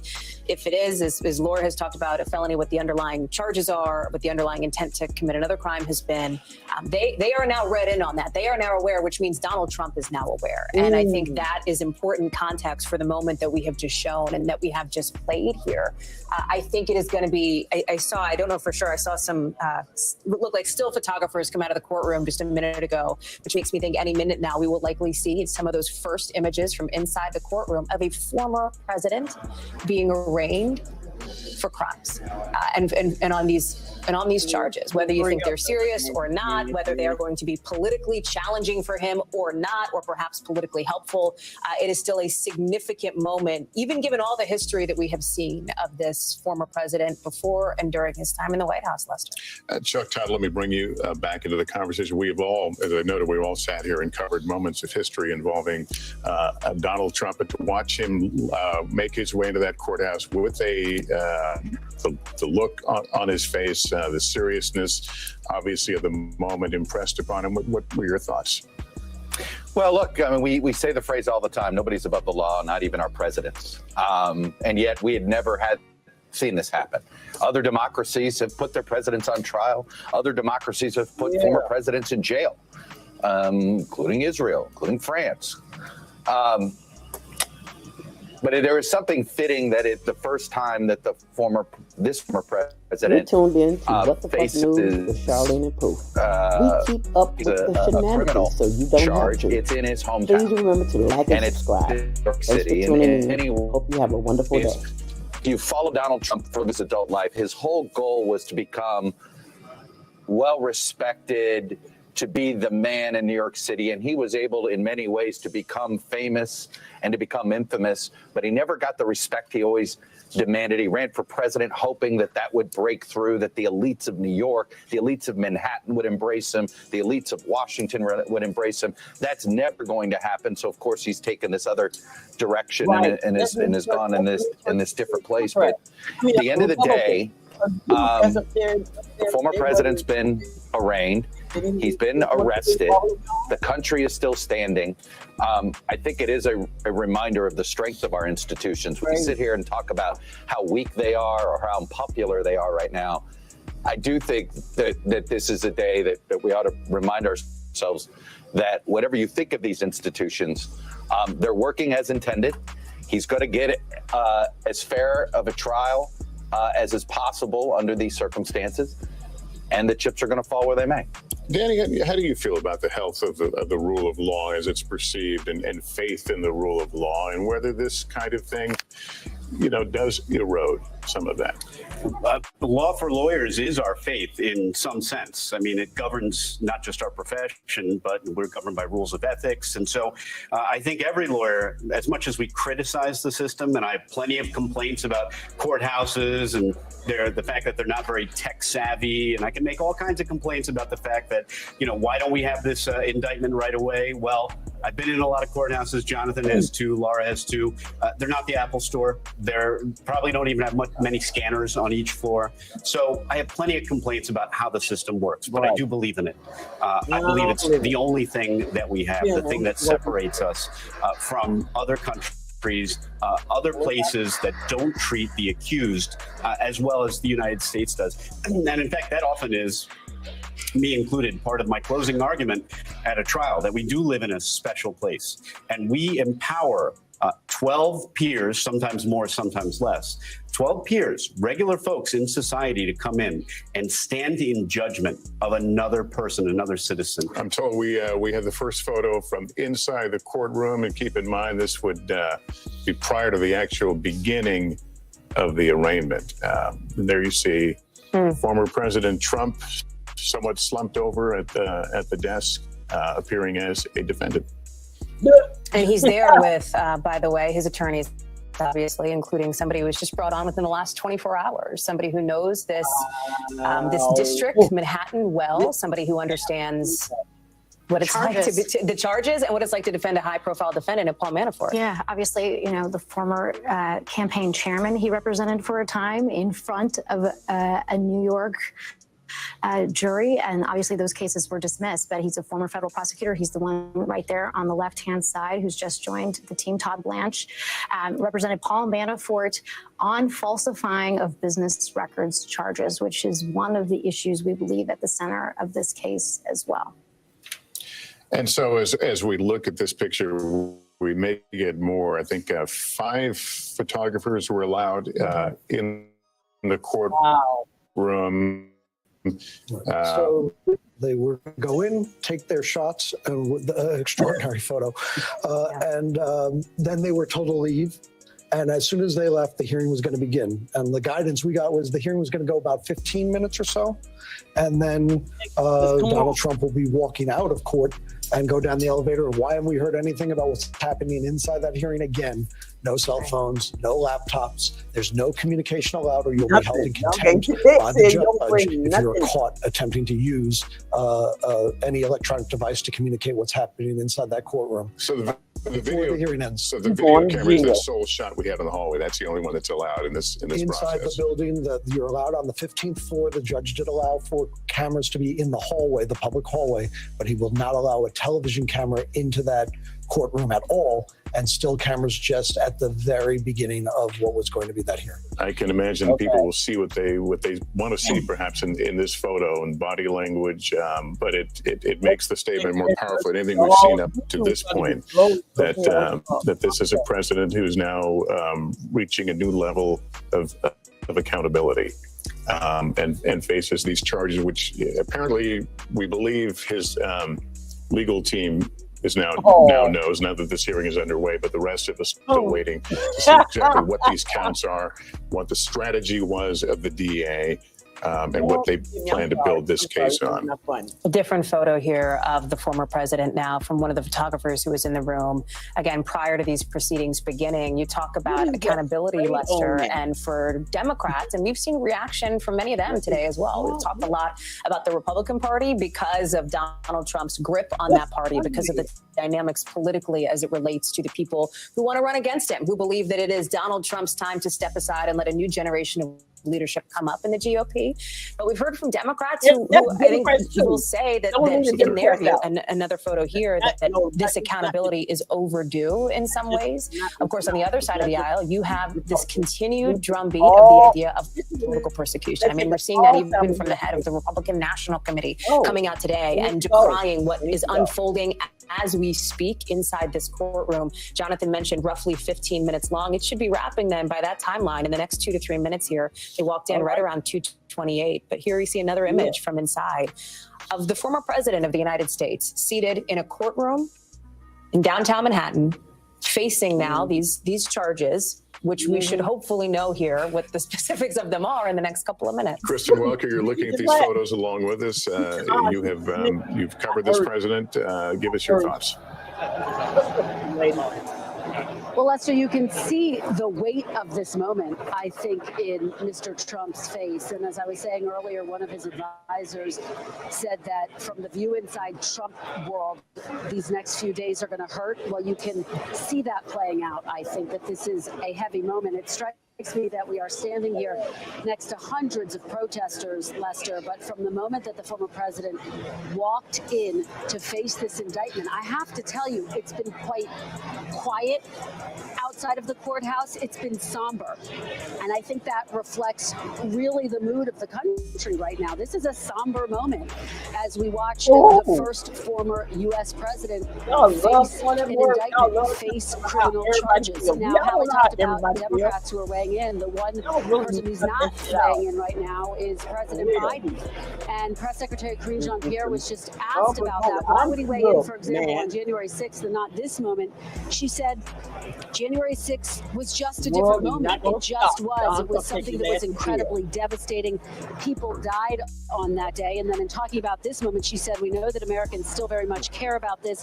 When it comes to a criminal investigation like this that is ongoing, we are just not going to comment.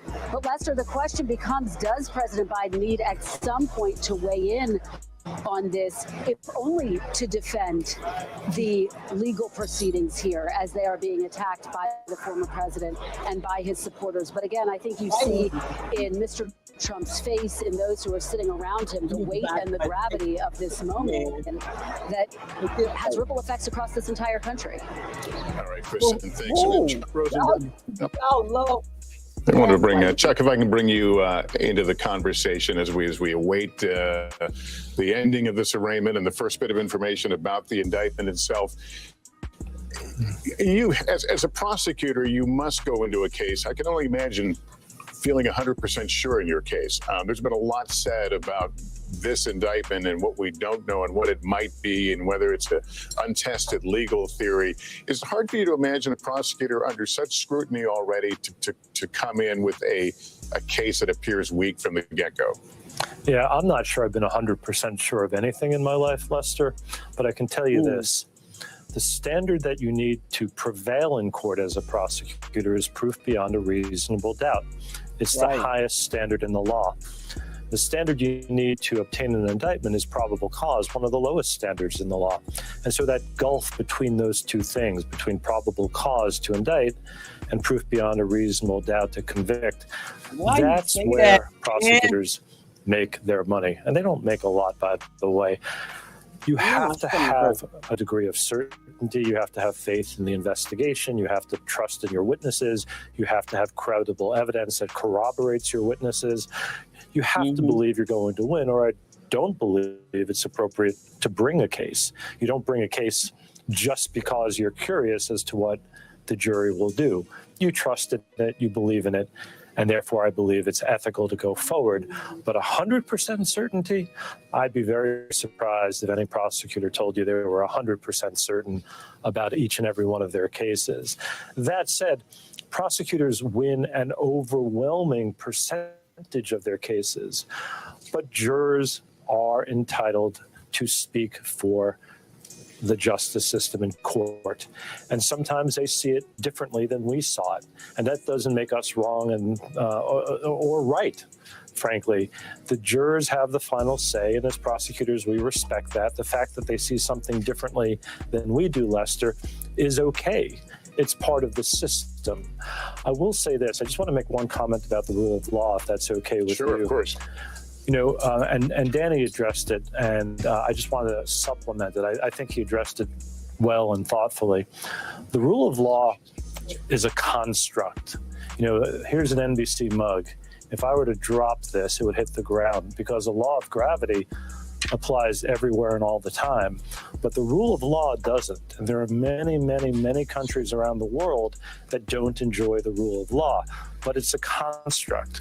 We built it, and if we're not careful with it because it's a precious commodity, we can lose it.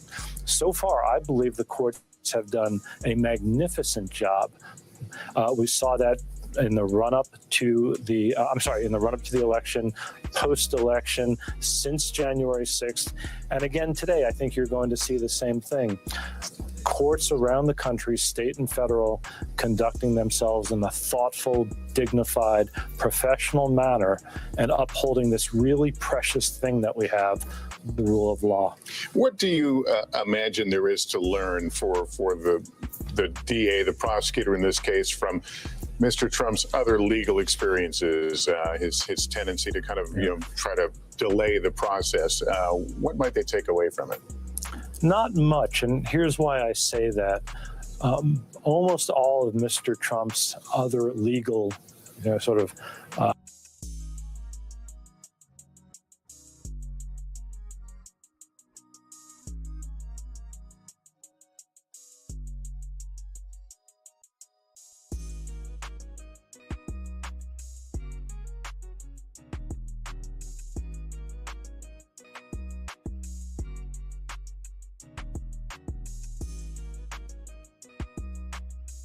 as we apparently have with Judge Merchan.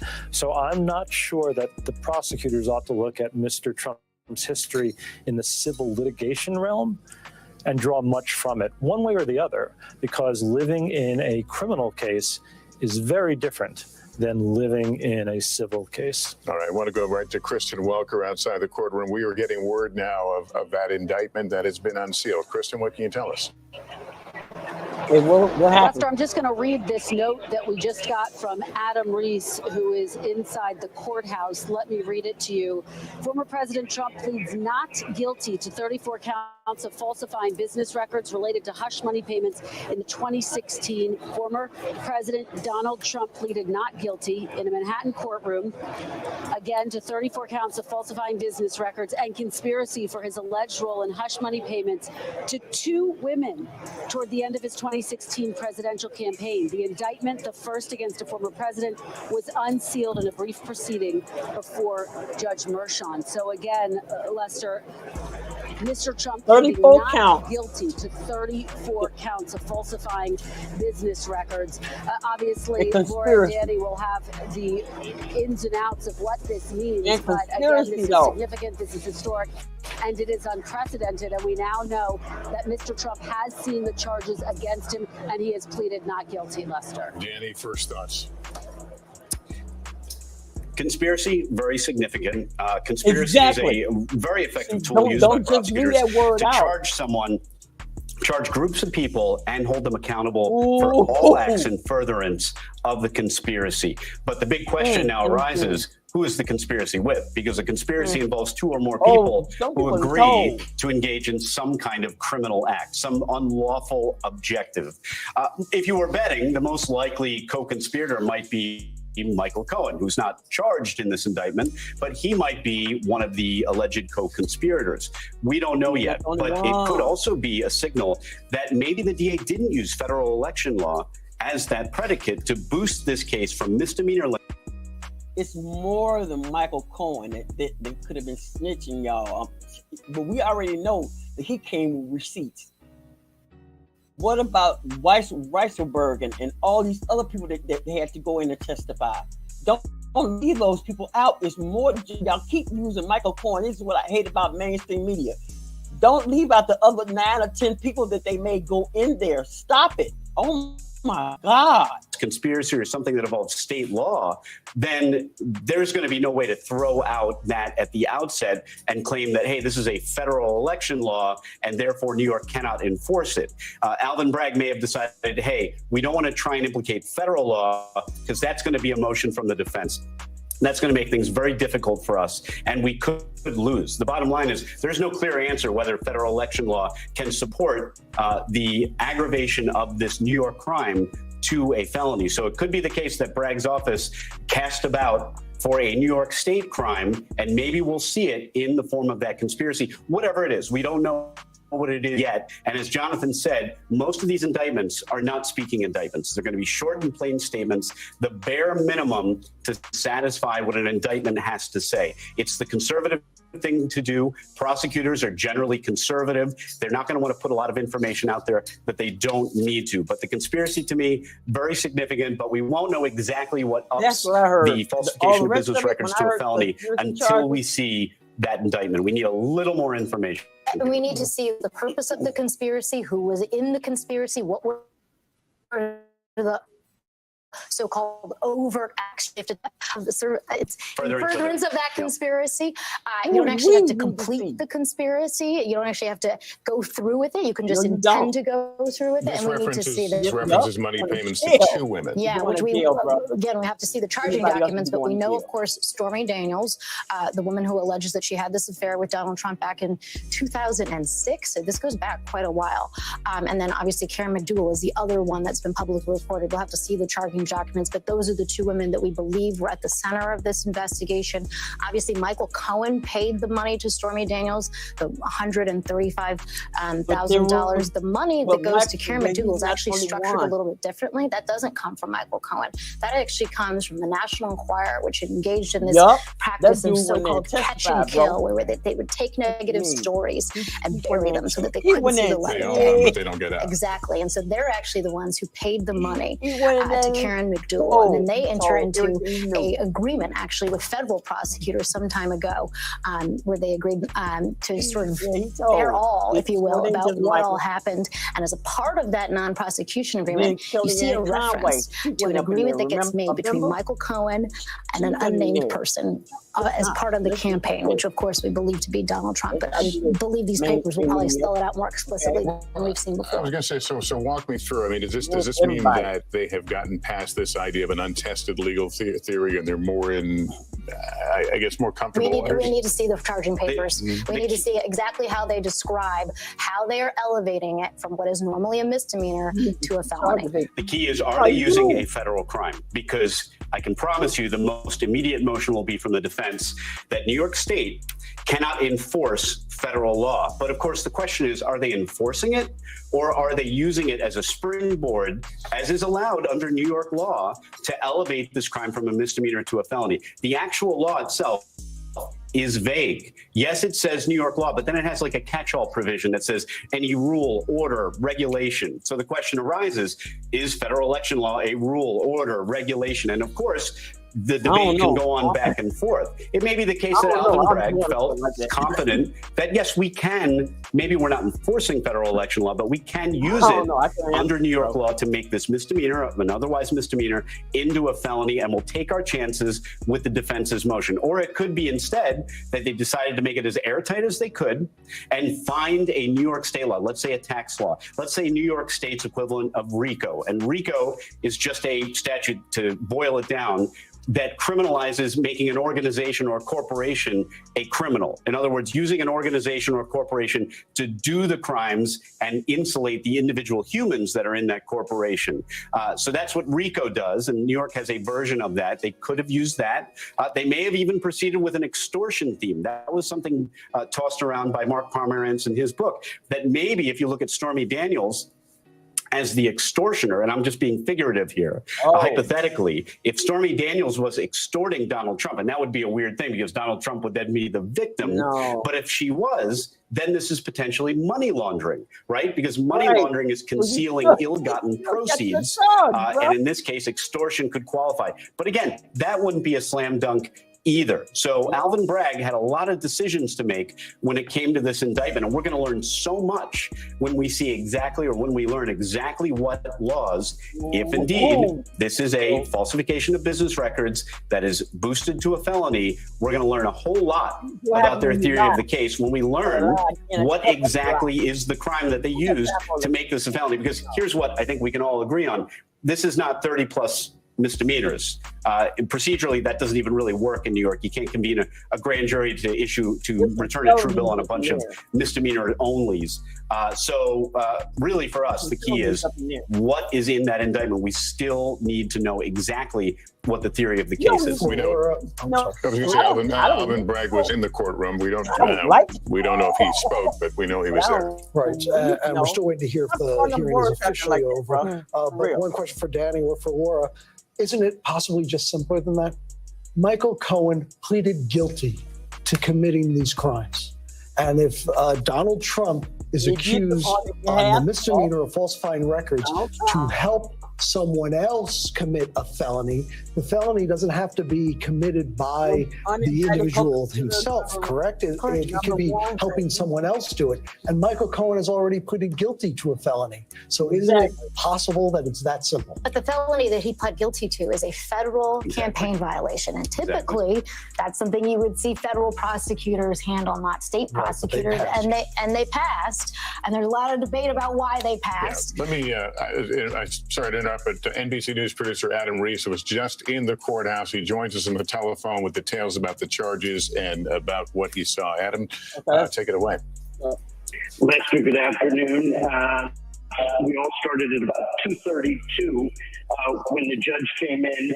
Just prior to that, former President Trump entered the courtroom wearing a blue suit, a white shirt, and a red tie. He slowly walked past the reporters seated. He almost sort of ambled his way into the courtroom. He took his seat at the defense table in between his four attorneys. He was seated just in between his attorney, Susan Nichols, and Joe Tacopina. Todd Blanche, who was just added yesterday, was sitting at the end. He spoke on behalf of President Trump. Chris Conroy was the prosecutor, the assistant district attorney. He began by saying that there were 34 counts of falsifying business records in the first degree. When he was asked, President Trump firmly said he pleads not guilty. The prosecutors handed over the indictment. They said it was unsealed at 1:30. In describing the indictment, they said that Mr. Trump tried to conceal a conspiracy and undermine the 2016 election, to identify and suppress negative information. This was covert and illegal payments at Mr. Trump's direction, directed to Michael Cohen. And the purpose was to suppress this affair and this negative information. He paid Cohen, and in doing so, he falsified those business records. He falsified it as cash. This was concealing another crime, a more serious crime. The prosecutor went on to say that Mr. Trump has made recent threatening emails and speeches, both directed at New York City, the courts here in New York, the justice system, and the district attorney's office. He said that these are irresponsible social media posts that threaten death and destruction, and even World War III.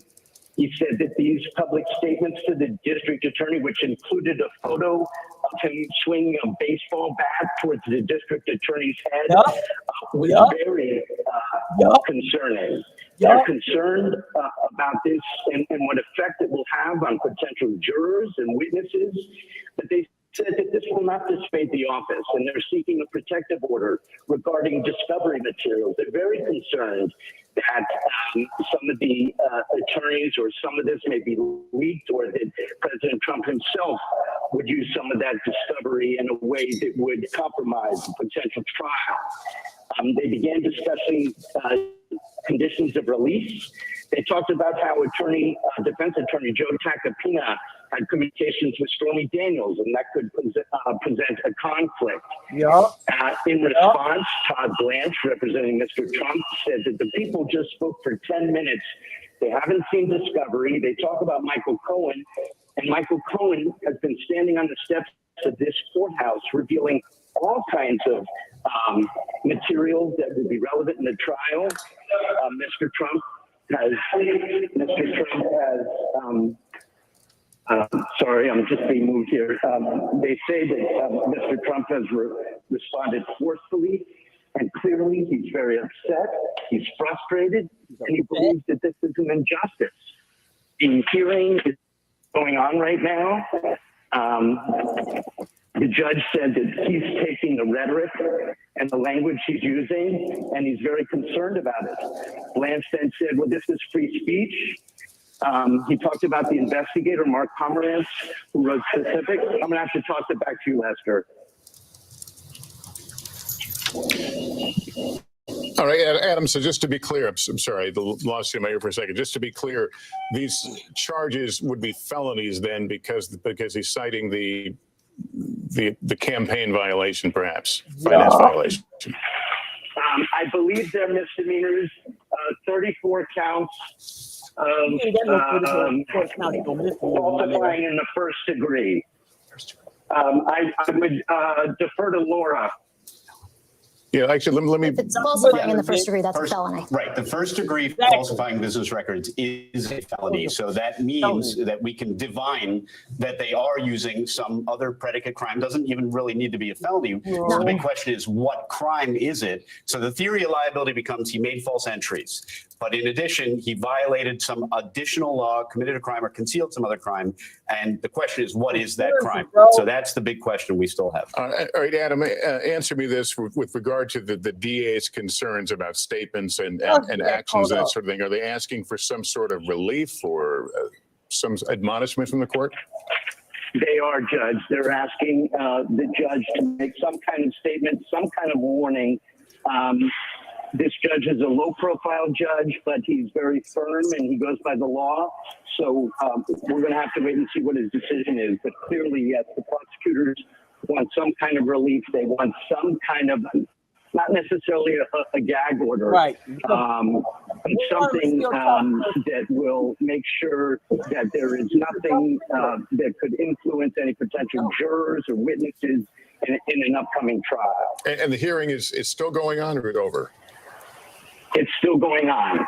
So we don't know the resolution to that particular question. Can you give us any of the color of the room, what the former president's reaction was to all this? As you know, Lester, the security around the courthouse has been very intense. We've all entered the courtrooms. There was one courtroom, the main courtroom, which he was in, and then there was an overflow courtroom. We had to go through 2 sets of magnetometers, one on the main floor and then one again up on the 15th floor. They cleared out the whole building once he arrived, and then they slowly let photographers, cameramen, and journalists into the 2 courtrooms. He appeared, as we expected, that he's on good behavior. As I said, he walked into the courtroom, he sat between his attorneys, he remained quiet. He did confer with Susan Nichols and Mr. Tacopina a little bit. The prosecutors arrived in the courtroom at least 45 minutes prior to his arrival. Again, security very high. I did not see any Secret Service agents surrounding him. There was one agent at the door. We expected maybe they would come in and surround the defense table. We haven't seen that. In fact, most of the security has been handled by court officers. And really, we haven't seen many Secret Service officers within the building. Okay, Adam, I'm with Laura Jarrett and Hallie Jackson and Danny Savalos. I think they may have questions for you, Laura. Adam, thank you so much for all of your great work. Can you provide any information at all about how prosecutors described the actual conspiracy? Did they provide any details? Did they give a statutory site? Did they say anything other than just promoting the election, and that the purpose of this conspiracy was certainly to bury information before the 2016 election? That's exactly it. He did this all to undermine the election, to identify and suppress negative information, that these were covert and illegal payments at Mr. Trump's direction. The purpose was to suppress the affair. He paid Cohen with false business records, falsified his cash, and that this was aiding and concealing the concession of another crime. And again, as I said, they went on to say they were very concerned. He wasn't afraid to bring up the threatening email posts and statements that President Trump has been making, both against the city, the courts, the justice system, including the DA's office. They're very concerned, not only for their own safety, but for the influence of a potential witness or a juror. The social media posts that threaten death and destruction and World War III, the public statements he's been making, the picture of him swinging a baseball bat towards DA Bragg's head. They're very concerned about these posts and, again, the potential effect on jurors and witnesses. But he said this won't dissuade the office. They're seeking the protective order. We'll have to see what the judge decides on that, as well as conditions of release. They want him to be warned about his statements.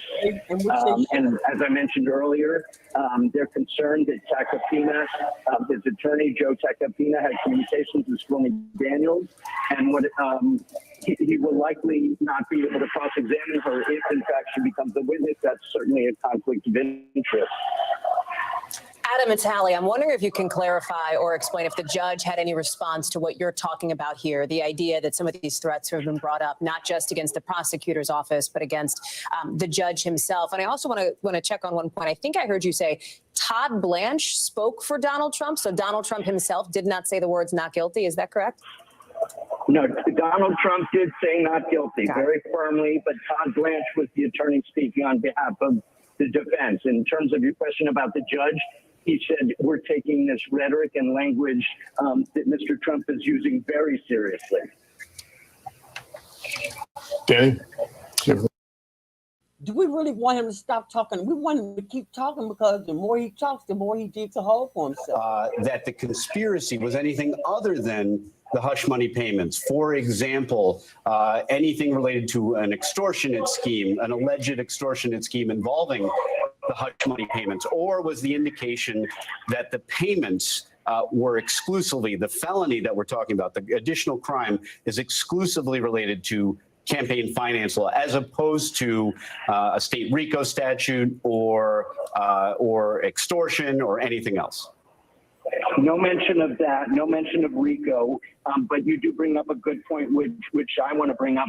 There was no mention of the alleged affair with Karen McDougal. There was some speculation that the alleged affair with Karen McDougal may be wrapped into this case.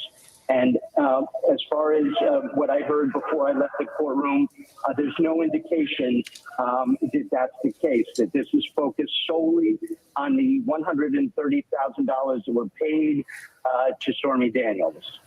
And we should note, we've not seen the former president leave that courtroom, so we have to assume, or based on what we know, that this hearing is still going on, which is considerably expected. I'm wondering, and I'll throw out for the panel here. Go ahead, Adam. That's right. I can tell you part of the reason that is going on for a bit longer is because the first person to speak was a representative and attorney for the media.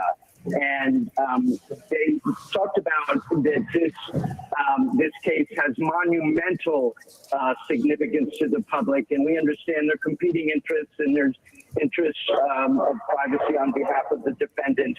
But he's very concerned on working on a media plan going forward to avoid chaos. It's been a bit chaotic outside the courtroom. Outside the courthouse. You've got literally media from around the world, from Japan, from Finland and Sweden and Germany and England and dozens from stations around the country. So he asked that we need to work together on a media plan going forward as we anticipate a trial. If the public is kept aware of what's going on, he asked, could we put people in the jury box so we can see some facial expressions of the defendant? Everybody in the courtroom is behind the defendant, so we can't see what his facial expressions are. And then anything that's involved with the court, any documents, anything as part of discovery, that's made public promptly. And again, laptops. We understand security concerns. This judge typically, he just handled the Trump payroll court case. He allowed laptops. The judge said he would allow going forward. Just this arraignment is an unusual situation. The security is very high. So for today, no laptops, no electronics were allowed in the courtroom, but he seemed to indicate that going forward, not only will he allow reporters to sit in the jury box if he can make it happen, but the laptops will be allowed to be used. Was there any discussion of change of venue? I know there were no formal motions that we know of, but was there any conversation or anything said about change of venues? Not while I was in the room, and that would be very unlikely. But we did hear that maybe there had been some suggestion by the defense team to move it to Staten Island, for example, which is another borough of New York City, which is much more friendly to conservatives and to someone like Mr. Trump. All right, Adam Reese again, who is in the courtroom, has now stepped out in this hearing, apparently continuing forward. As you noted, there was a media attorneys there speaking about future access and video equipment. And perhaps that might have slowed down the process, but they are still in an arraignment where typically the guilty or not guilty, and in this case, the former president considering a not guilty plea as his lawyers had anticipated. We will continue to watch that camera in the hallway. The former president did not speak as he was going in, simply gave a glance toward a questioner in the hallway there. We don't know on the way out if he will speak, but I think we're all struck by the DA's office bringing up this issue about the former president's behavior and statements and social media posts, the troubling nature of those, and the judge obviously aware of them.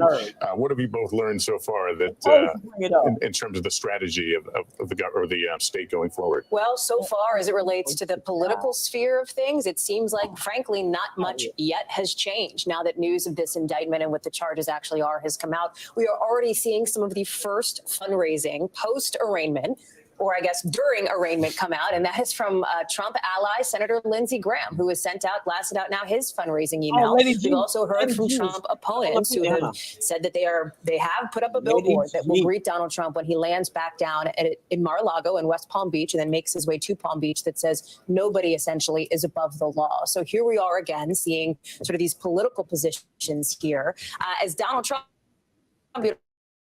I'm also he's been media make their case. He said those two words, and I think that's important and an important piece of color from Adam Reese here, that it was Donald Trump himself who stood up and declared in a court of law not guilty related to these felony charges against him now. All right, let me go to Chuck Rosenberg. Chuck, that was an amazing report there by Adam, kind of listing out what he saw and witnessed in the time inside the courtroom. Piecing it all together, where does that leave us right now? As Hallie noted, we may not have moved much farther than we were earlier this afternoon. No, well, in one way we have, Lester, because the arraignment initiates the criminal process with an actual defendant in the well of the court before a judge, subject to the judge's orders on timing and scheduling motions and the like. That said, I agree with Laura and Danny. We need to see the indictment to understand exactly how this case was charged. I will note one thing. If early reporting is accurate, that it includes a conspiracy charge, that gives a couple of advantages normally to the prosecutor. Conspiracies can run from a very early date to a very late date. It could encompass a lot of activity, and there is a particular evidentiary value because statements by co-conspirators that are made in furtherance of the conspiracy are admissible at the trial of this particular defendant, Mr. Trump. And so it's a way, legally and ethically, for prosecutors to adduce a lot of evidence. If it really involves other women or other payments, even as part of the conspiracy, it also enables prosecutors to show a pattern of conduct. And the more conduct you can show, the easier it becomes for prosecutors to prove intent, something that's necessary to sustain a charge in front of a jury. So I heard Adam, in his good reporting, talk about a conspiracy.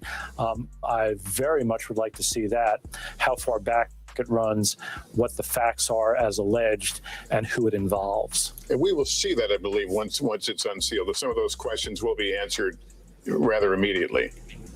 That's absolutely right. The indictment will soon be publicly available. We can all pore over it, we can read through it, and we can better understand what the theory of the case is. But based on initial reporting, it sounds like almost 36 felony counts. I'm not surprised that they are felonies and not misdemeanors. Danny spoke to that earlier. I'm not sure you would need a grand jury just for misdemeanor charges in a New York State court. But you're right, Lester.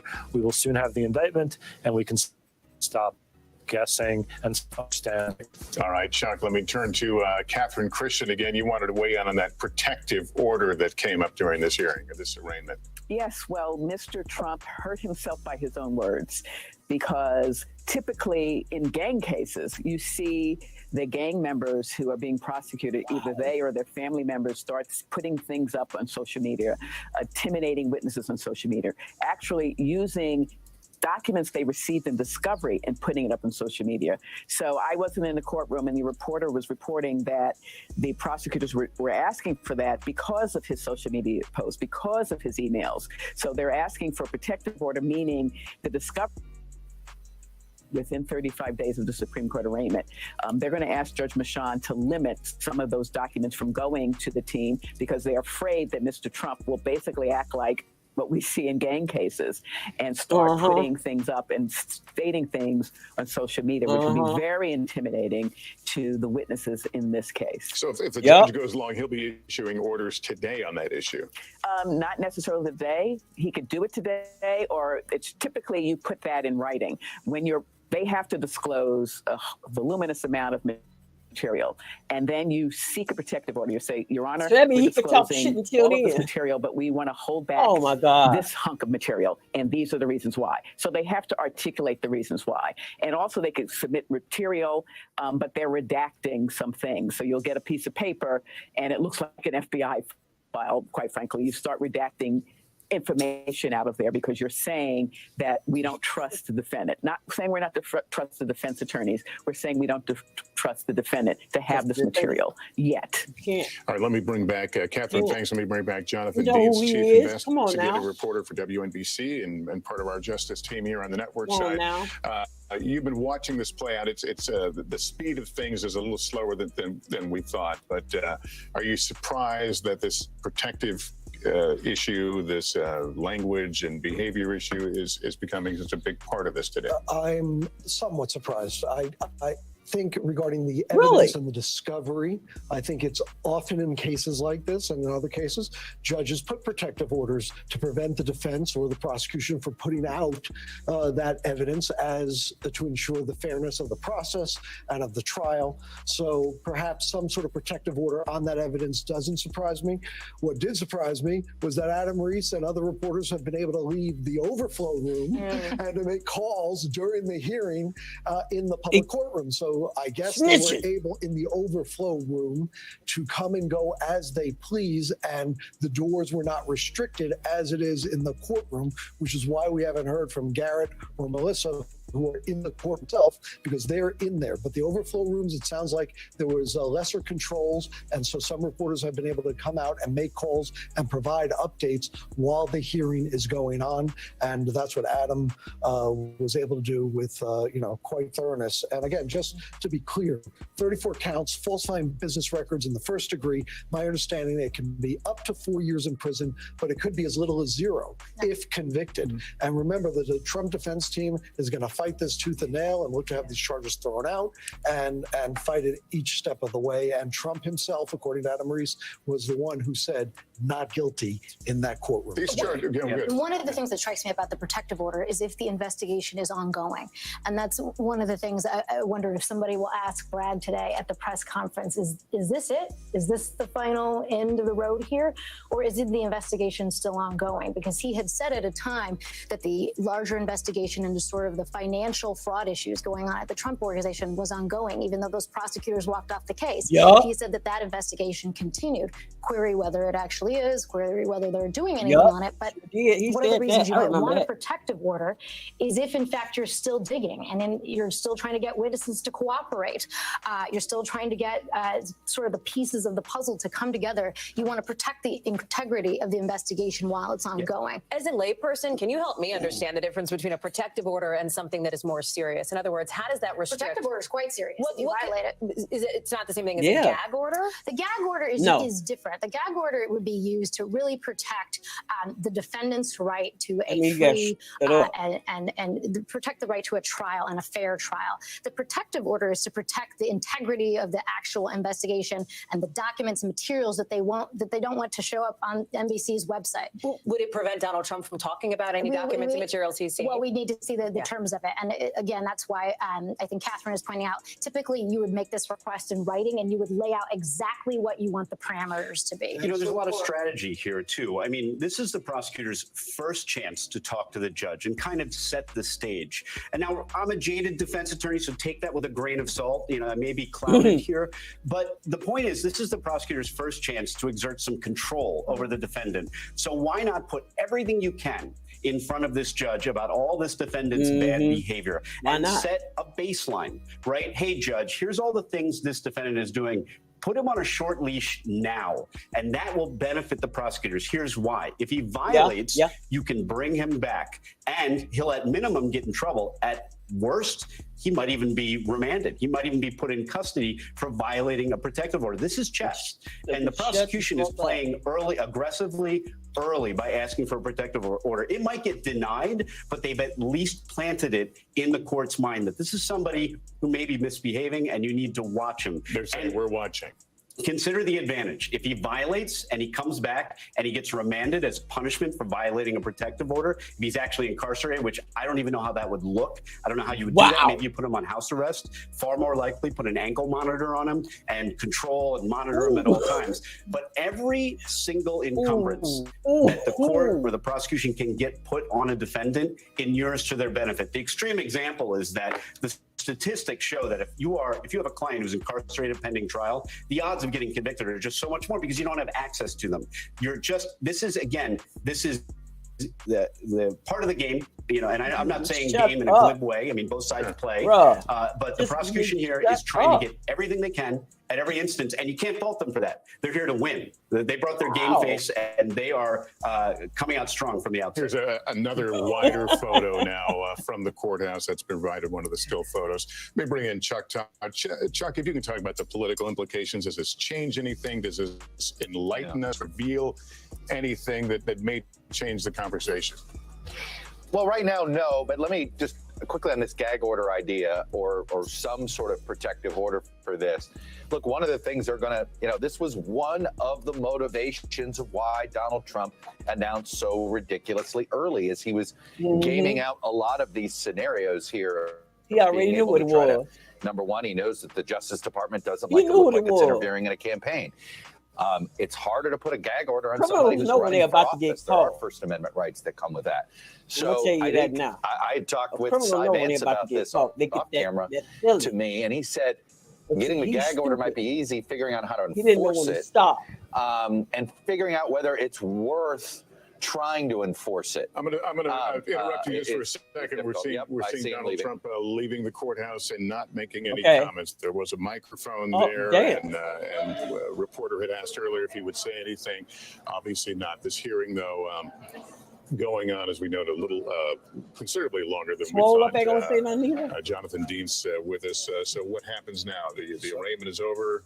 One thing we would talk, at least up until a couple of minutes ago, there was no gag order issued by the judge. I don't know what happened in the last couple of minutes there, but as of now, and we'll wait to hear from Adam Reese or Garrett or Melissa Russo, who are in the courtroom, and they'll be coming out.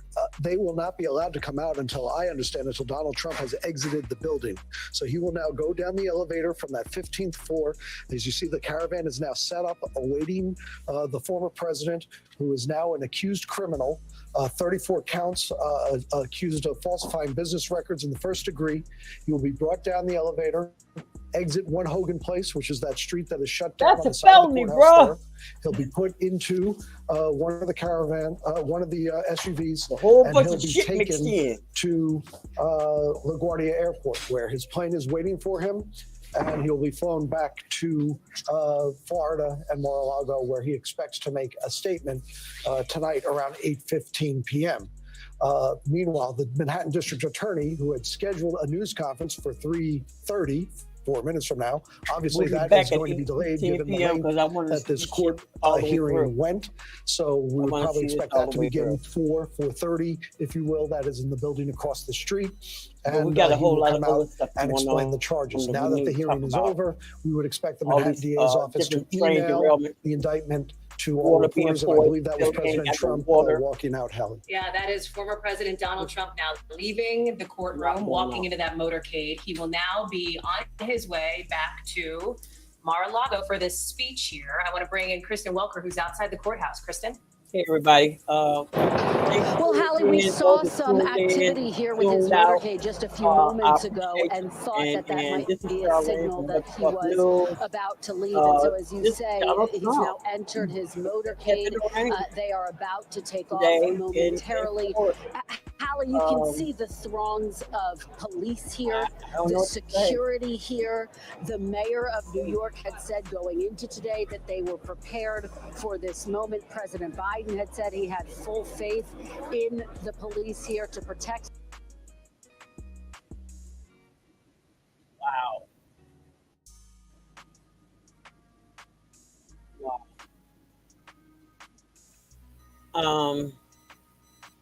That was a lot. That was a lot.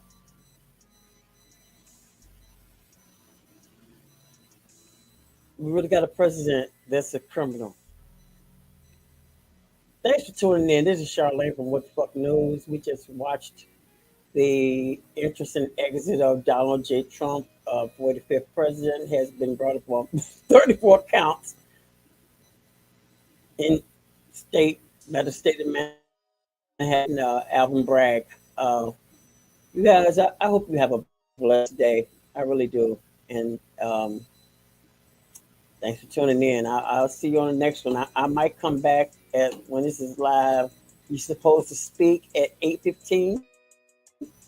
So I might come back. But until then, you guys take care. Bye. I ain't your man. We both out here doing the same thing. You blessing her, I'm blessing him. We bless each other, wood like the reverend.